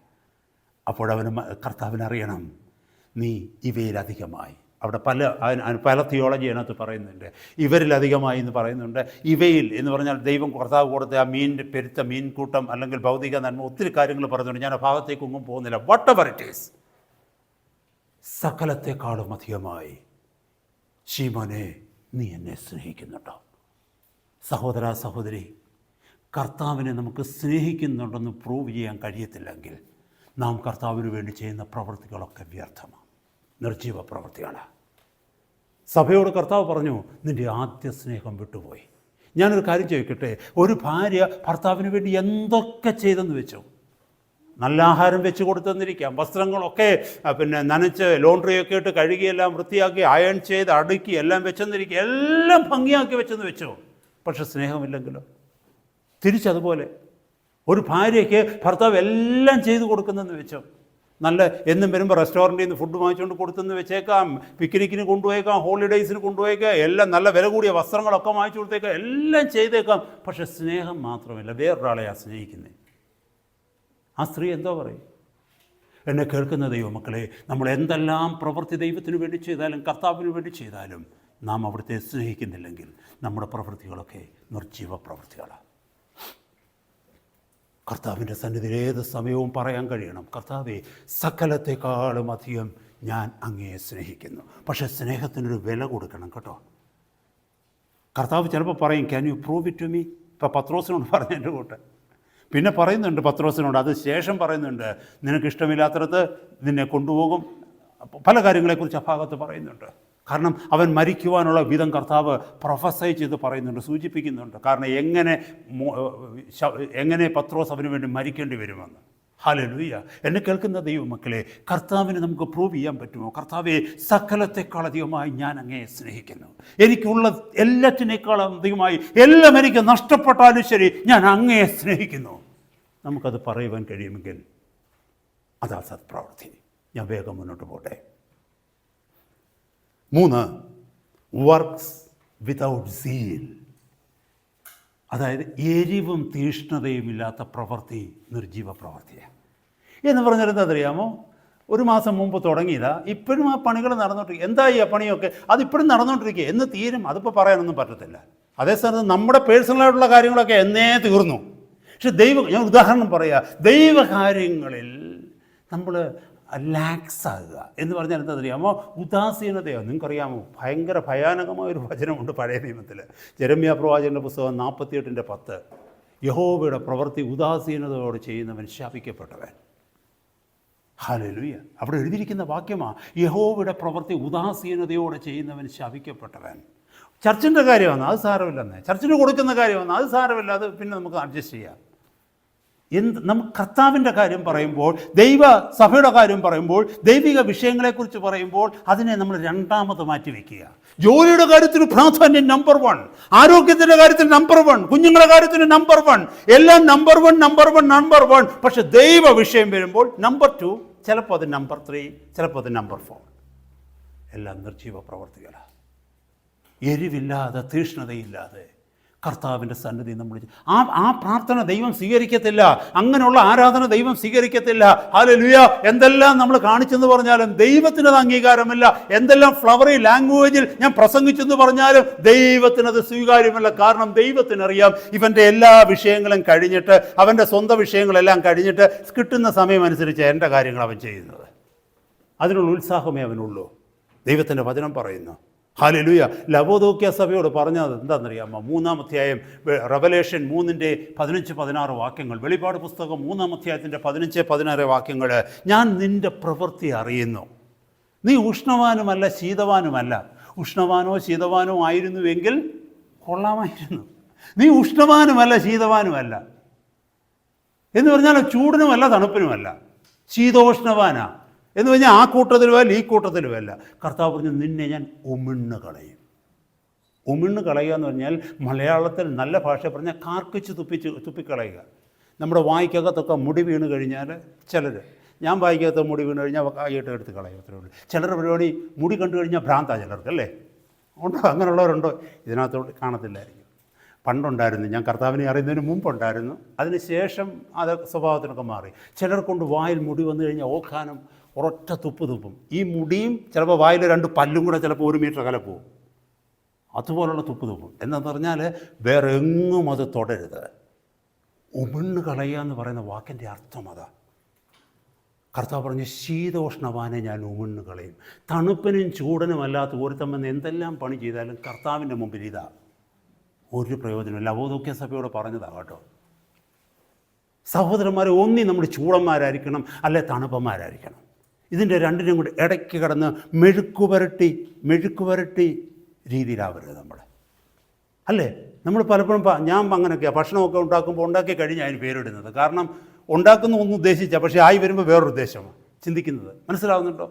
അപ്പോൾ അത് എന്താണെന്ന് പറഞ്ഞാൽ നമ്മുടെ സൗകര്യം അനുസരിച്ചാക്കുക, എല്ലായിടത്തും ഫിറ്റാകും. ഒന്നുകിൽ നമ്മൾ ശീതവാനായിരിക്കണം, അല്ലെങ്കിൽ നമ്മൾ ഉഷ്ണവാനായിരിക്കണം. ശീതോഷ്ണവാനെ കർത്താവ് ഉമിണ്ണ് കളയുമെന്നാണ് പറഞ്ഞത്. കൂടുതലായിട്ട് ആ വിഷയത്തെക്കുറിച്ച് അറിയണമെങ്കിൽ നമ്മുടെ റെവലേഷൻ സ്റ്റഡി പോയി പഠിച്ചാൽ മതി. ലവോദിക്യ സഭയോടുള്ള ദൂത്, അതിനകത്ത് കുറച്ചുകൂടെ വ്യക്തമായിട്ട് അതിനെക്കുറിച്ച് പറയുന്നുണ്ട്. എന്നെ കേൾക്കുന്ന സഹോദരങ്ങളെ, നമ്മുടെ ഈ അഡ്ജസ്റ്റ്മെൻറ്റ് പരിപാടികൾ വിടണം കേട്ടോ. നിങ്ങൾ കർത്താവിന് വേണ്ടി യഹോവയുടെ പക്ഷത്താണെങ്കിൽ യഹോവയുടെ പക്ഷത്ത് നിൽക്ക്, ബാലിൻ്റെ പക്ഷത്താണെങ്കിൽ ബാലിൻ്റെ പക്ഷത്ത് നിൽക്ക്. യേശു കർത്താവിന് വേണ്ടിയാണെങ്കിൽ യേശു കർത്താവിന് വേണ്ടി നിൽക്ക്, ലോകത്തിന് വേണ്ടിയാണെങ്കിൽ ലോകത്തിന്റെ കൂടെ നിൽക്ക്. ഇതിന് രണ്ടിന്റെ കൂടെ ഇടയ്ക്ക് നീ നിൽക്കരുത്, നിന്നെ തുപ്പിക്കളയുമെന്നാണ് കർത്താവ് പറയുന്നത്. ഹല്ലേലൂയ. സഹോദരങ്ങളെ, നമ്മളൊരു സ്റ്റാൻഡ് എടുക്കണം കർത്താവിന് വേണ്ടി. ഒരിക്കലും പറയരുത് ഞാൻ കർത്താവിന്റെ വകയാന്ന് പറഞ്ഞിട്ട് മറ്റു പല ബിസിനസ്സുകളും കൈവച്ചുകൊണ്ട് നടക്കരുത് നമ്മൾ. ഹല്ലേലൂയ. സമയം കിട്ടുമ്പോൾ മനസ്സിലും മാത്രം കർത്താവിന് വേണ്ടി നമ്മൾ കൊടുക്കരുത്. ഹല്ലേലൂയ. കർത്താവിന് വേണ്ടി നമ്മൾ വേർപെട്ടവരായിരിക്കണം, കർത്താവിന് നമ്മൾ കൊടുക്കുന്നവരായിരിക്കണം. നിങ്ങൾക്കറിയാമോ, മർക്കോസിന് അടുത്ത 5-6 മിനിറ്റിനുള്ളിൽ ദൈവജനം നിർത്തുവാനായിട്ട് ഞാൻ ആഗ്രഹിക്കുക. മർക്കോസിൻ്റെ ശേഷം 12-ാം അധ്യായത്തിൽ മനോഹരമായ ഒരു പരീശൻ വന്നിട്ട് കർത്താവിനോട് ചോദിക്കുന്നുണ്ട്, കർത്താവെ, ഒന്നാമത്തെ പ്രധാനപ്പെട്ട കൽപ്പന ഏതാണെന്ന് ചോദിച്ചു. What is the greatest commandment? കർത്താവ് പറയുന്നത് എന്താണെന്നറിയാമോ? നിൻ്റെ ദൈവമായ കർത്താവിനെ പൂർണ്ണ മനസ്സോടും, 12:30, പൂർണ്ണ മനസ്സോടും പൂർണ്ണ ഹൃദയത്തോടും പൂർണ്ണ ആത്മാവോടും പൂർണ്ണ ശക്തിയോടും കൂടി സ്നേഹിക്കണം. എരിവ പൂർണ്ണ മനസ്സോടെ, പൂർണ്ണ ഹൃദയത്തോടെ, പൂർണ്ണ ആത്മാവോടെ, പൂർണ്ണ ശക്തിയോടെ, with all your heart, with all your mind, with all your spirit and with all your strength. That talks about the selflessness four God. കർത്താവിന് വേണ്ടി എരിവ. നമുക്കറിയാം, ഈ കാന്താരി എന്ന് പറഞ്ഞൊരു സാധനമുണ്ട്, ചില്ലി, ഇത് ഗ്രീൻ ചില്ലി ഇല്ലേ, സ്മോള്, അത് ഇച്ചിരി മതി. അത് കടിച്ചു കഴിഞ്ഞാൽ വെവർ പറയും നമ്മളല്ലേ. അതേസമയം വലിയ ക്യാപ്സിക്കമുണ്ട്, എന്തോന്നറിയാമോ, നല്ല സുന്ദരക്കൂട്ടനാണ് കാണാൻ. അതിനും പറയുന്നൊരു മുളകെന്നാ, ചില്ലി എന്നാണ് പറയുന്നത്. Capsicum is a chilli by the way. Chilli ഫാമിലിയുടെ മൂത്ത ചേട്ടനാണ് പുള്ളിക്കാരൻ. വലിയതാ, നല്ല കളറൊക്കെ. പക്ഷേ കടിച്ചാലോ ഈസി ആയിട്ട് നമുക്ക് മാങ്ങ കടിച്ച് തിന്നുന്നതിൻ്റെ കൂടെ ആപ്പിൾ കടിച്ച് തിന്നുന്നതിൻ്റെ കൂടെ ചിന്ന നാണക്കേടാ ചില്ലിയാന്ന് പറയുന്നത് അല്ലേ. അതേസമയം കുഞ്ഞ് കാന്താരിയുണ്ട്, ചെറുതാ. അവനെ കടിച്ചു കഴിഞ്ഞാലുണ്ടല്ലോ, അടുത്ത് നിൽക്കുന്നവനും പുകയും കടിച്ചവനും പുകയും ഭയങ്കര. അതാ എരിവെന്ന് പറയുന്നത്, അതാണ് സീല്. ആ എരിവുള്ള ഒരു വ്യക്തിയുടെ അടുത്തെങ്ങാണ് ആരിലും വന്നു പെട്ടെങ്കിൽ അവൻ ക്രിസ്ത്യാനി ആയിട്ടേ പോകത്തുള്ളൂ. എന്നെ കേൾക്കുന്ന ദൈവമക്കളെ, കർത്താവിൻ്റെ പരിശുദ്ധാത്മാവിനാൽ മാത്രമേ ആ എരിവ് പ്രാപിക്കാൻ പറ്റൂ. ഹല്ലേലൂയ. കർത്താവിൻ്റെ പരിശുദ്ധാത്മാവിനാലെ എരിവ്. കർത്താവെ, അതാ പഴയ നിയമത്തിലെ അതാ 1-ാം നൂറ്റാണ്ടിലെ വിശ്വാസികളുടെ പ്രത്യേകത. അവരെ നോക്കിക്കഴിഞ്ഞാൽ അവർ എരിവുള്ളവരാ, കർത്താവിന് വേണ്ടി മരിക്കാൻ തയ്യാറാ, ഒന്നിനെ അവർക്ക് പേടിയില്ല. സഹോദരന്മാരെ, സഹോദരിമാരെ, നമുക്ക് ആ എരിവുണ്ടാക്കണം. നമ്മൾ കുഞ്ഞത് മതി, അധികം കഴിവൊന്നുമില്ല, പ്രാർത്ഥിക്കാൻ വലിയ വിഷയമൊന്നും അറിയത്തില്ല, പ്രസംഗിക്കാൻ ഒട്ടും അറിയത്തില്ല, പിന്നെ ഇവാഞ്ചലൈസ് ചെയ്യാൻ അറിയത്തില്ല. ആകെപ്പാടെ അറിയാവുന്നത് കർത്താവ് എനിക്ക് വേണ്ടി ചെയ്തറിയാം, കർത്താവ് നിനക്ക് വേണ്ടി എന്ത് ചെയ്യുമെന്ന് പറയാം. ഇത് മതി. എരിവ്, തീഷ്ണത, ഈ എരിവില്ലാതെ ചെയ്യുന്ന പ്രവൃത്തിയൊക്കെയും ഡെഡ് വർക്ക്സാണ്. കർത്താവ് നമ്മളെ അത് ഓർമ്മിക്കും. തണുപ്പും ചൂടും അല്ലാത്ത അവസ്ഥ, അത് ഡെഡ് വർക്ക്സാണ്. ഇനിയുള്ളത് ഞാൻ പെട്ടെന്ന് വചനങ്ങളൊന്നും പറയാതെ അതൊന്ന് എക്സ്പ്ലെയിൻ ചെയ്ത് ഞാൻ പെട്ടെന്ന് അങ്ങ് പോവുകയാണ്. അടുത്തത്, work expecting A reward and A recognition. Hallelujah. ഒരു റിവാർഡ് ആൻഡ് റെക്കഗ്നിഷൻ എന്ന് പറഞ്ഞാൽ നമ്മളൊക്കെ പറയും, ചിലരുണ്ടല്ലോ, ഞാൻ നല്ല പ്രവൃത്തിയാണ് ചെയ്യുന്നത് കേട്ടോ, പക്ഷേ അതിനകത്തൊരു സീക്രട്ടായിട്ട് നമുക്കും ചില ലാഭമൊക്കെ ഉണ്ടാകും. അങ്ങനത്തെ പ്രവൃത്തി ചെയ്യുന്നവരുണ്ട് കേട്ടോ. എല്ലാവരോടും പറയും ഞാൻ അത് ചെയ്തു ഇത് ചെയ്തു എന്നൊക്കെ പറയും, പക്ഷേ അതിനകത്ത് അത് ചെയ്യാനുള്ള കാരണം അതിലൂടെ എനിക്ക് ഇച്ചിരി ലാഭം ഉണ്ടാവുന്നുണ്ട്, എനിക്ക് ചില വഴിയിലൂടെ ഒരു നേട്ടം ഉണ്ടാവുന്നുണ്ട്. ഒരു ഒരു ഒരു റിവാർഡ്, ഒരു സീക്രട്ട് എക്സ്പെക്ടേഷൻ. അതുകൊണ്ട് അത് വെറുതെ ആകട്ടോ, അത് ദൈവസന്നിധിയിൽ സൽപ്രവൃത്തിയായിട്ട് ഒരിക്കലും കാണത്തില്ല. കാരണം അറിയാം, ഇവർ ഈ സൽപ്രവൃത്തി ചെയ്തതിൻ്റെ പിന്നിൽ ഇവിടെ ഒരു നേട്ടം ഉണ്ടായിട്ടാണ് ഇത് ചെയ്തത്. അതുകൊണ്ടാണ് അല്ലേ? സഹോദരന്മാരെ, സഹോദരിമാരെ, നമ്മൾ പലപ്പോഴും ചിന്തിക്കണമേ.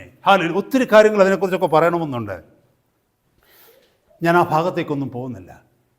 സഹോദരങ്ങളെ, നമ്മൾ മനസ്സിലാക്കണം, നമ്മൾ ഏതെങ്കിലും ഒരു റിവാർഡിന് വേണ്ടിയാണ് കർത്താവിൻ്റെ വേല ചെയ്യുന്നതെങ്കിൽ, ഒരു അംഗീകാരത്തിന് വേണ്ടിയാണ്.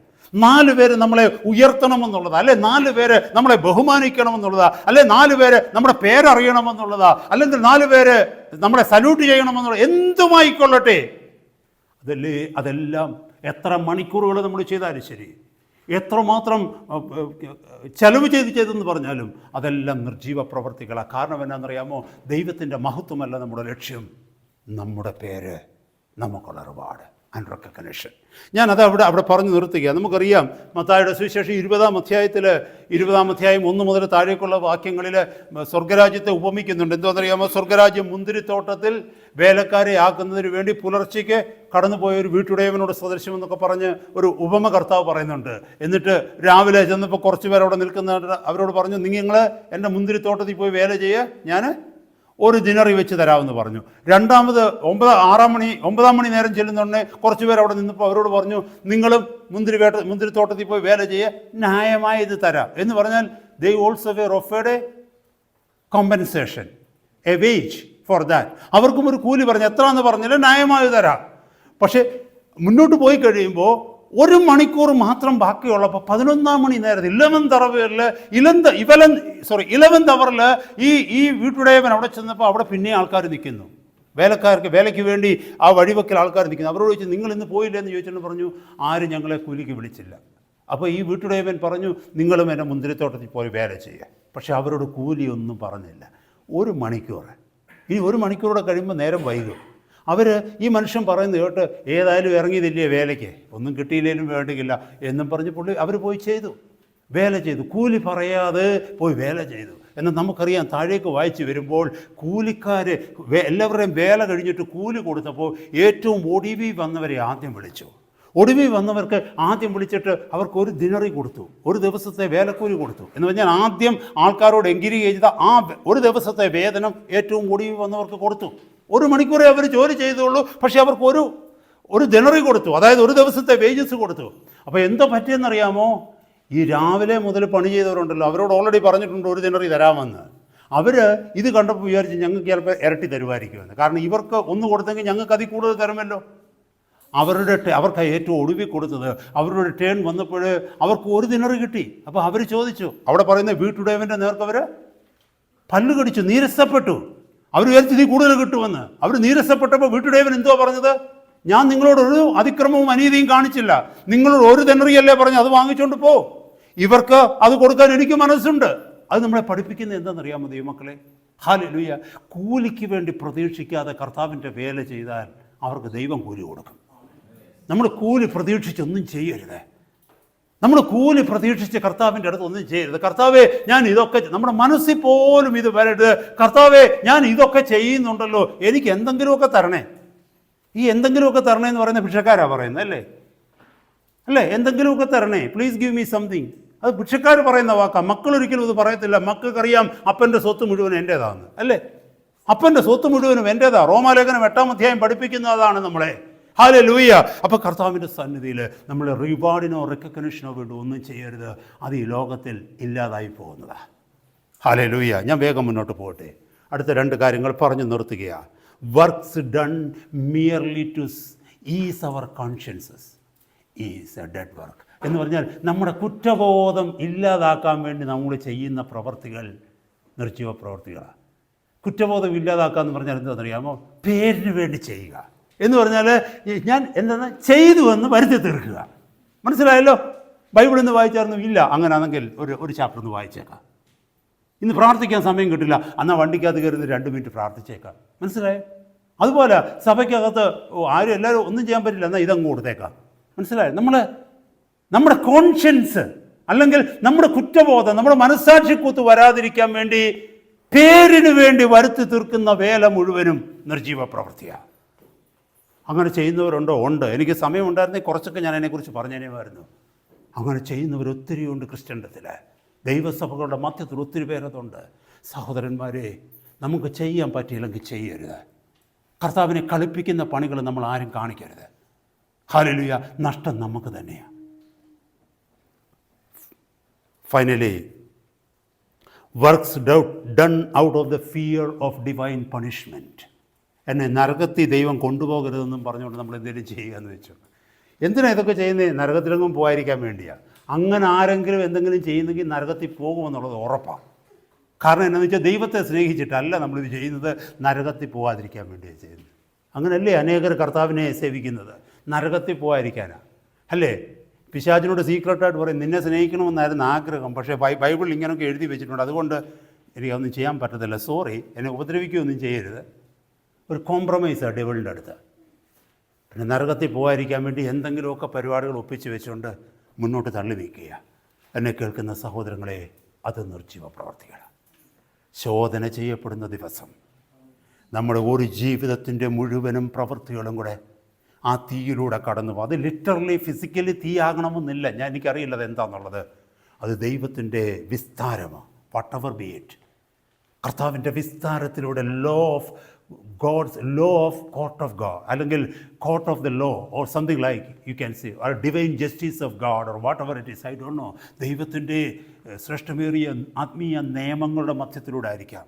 ആ ദിവസം അത് കടന്നു പോകുമ്പോൾ അതൊക്കെ അവിടെ എരിഞ്ഞെരിഞ്ഞ് വീഴും. നമ്മൾ ചെയ്ത ഉദ്ദേശശുദ്ധികൾ, ഈ പറഞ്ഞതുപോലെ ഈ ഭൂമിയിലായിരുന്ന സമയം, നമുക്ക് ലഭിച്ച സമയം, നമ്മൾ ചെയ്ത ഓരോ പ്രവൃത്തികളും അവിടെ ശോധന ചെയ്യപ്പെടും. ഹല്ലേലൂയ. എന്നെ കേൾക്കുന്ന സഹോദരങ്ങളെ, നിർജ്ജീവ പ്രവൃത്തികളെല്ലാം അവിടെ എരിഞ്ഞു വീണ് അവസാനം നമ്മൾ നഷ്ടം സഹിക്കേണ്ടതായിട്ട് വരും. എന്നാൽ നമ്മൾ ചെയ്തത് കുറച്ചേ ഉള്ളെങ്കിലും അത് ഈ പറഞ്ഞതുപോലെ സന്തോഷത്തോടെ, സ്നേഹത്തോടെ, തീഷ്ണതയോടും എരിവോടും കൂടെ, പ്രതിഫലമൊന്നും ഇച്ഛിക്കാതെ, ആരുടെയും അംഗീകാരം ഇച്ഛിക്കാതെ, അല്ലെങ്കിൽ നമ്മുടെ മനസ്സാക്ഷി കുത്തിനൊന്നുമല്ല, അല്ലെങ്കിൽ ദൈവത്തെ ഭയന്നോ പിശാചിനെ ഭയന്നോ അല്ലെങ്കിൽ നരകത്തെ ഭയന്നോ ഒന്നുമല്ല, കർത്താവിനെ സ്നേഹിച്ച മഹാസ്നേഹമോർത്ത് നാം കർത്താവിനെ സേവിക്കുന്നുവെങ്കിൽ അത് അന്ന് നിലനിൽക്കും. ഹല്ലേലൂയ. നമ്മുടെ പ്രവൃത്തികൾ ആ സന്നിധിയിൽ, അന്ന് ദൈവസന്നിധിയിൽ നിലനിൽക്കുമെന്ന് ഈ വചനം നമുക്ക് സാക്ഷ്യമായിട്ട് നൽകുന്നു. ഹല്ലേലൂയ. ഞാൻ വാക്കുകളെ നിർത്തുകയാണ്. ദൈവമക്കളെ, നമ്മുടെ പ്രവൃത്തികൾ ശോധന ചെയ്യുന്ന ഒരു ദിവസം വരുന്നു. Quality versus quantity.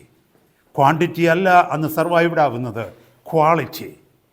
എന്തുദ്ദേശത്തോടെ കർത്താവിനെ നമ്മൾ സേവിച്ചു? നഷ്ടം സഹിച്ച് കർത്താവിനെ നമ്മൾ സേവിച്ചോ? നിന്ന സഹിച്ച് കർത്താവിനെ സേവിച്ചോ? കഷ്ടം സഹിച്ച് കർത്താവിനെ സേവിച്ചോ? പരിഹാസം സഹിച്ച് കർത്താവിനെ സേവിച്ചോ? ദുഃഖങ്ങൾ സഹിച്ച് കർത്താവിനെ സേവിച്ചോ? അതൊക്കെ ഹല്ലേലൂയ കർത്താവിൻ്റെ സന്നിധിയിൽ സൽപ്രവൃത്തികളായിട്ട് കണക്കിടും.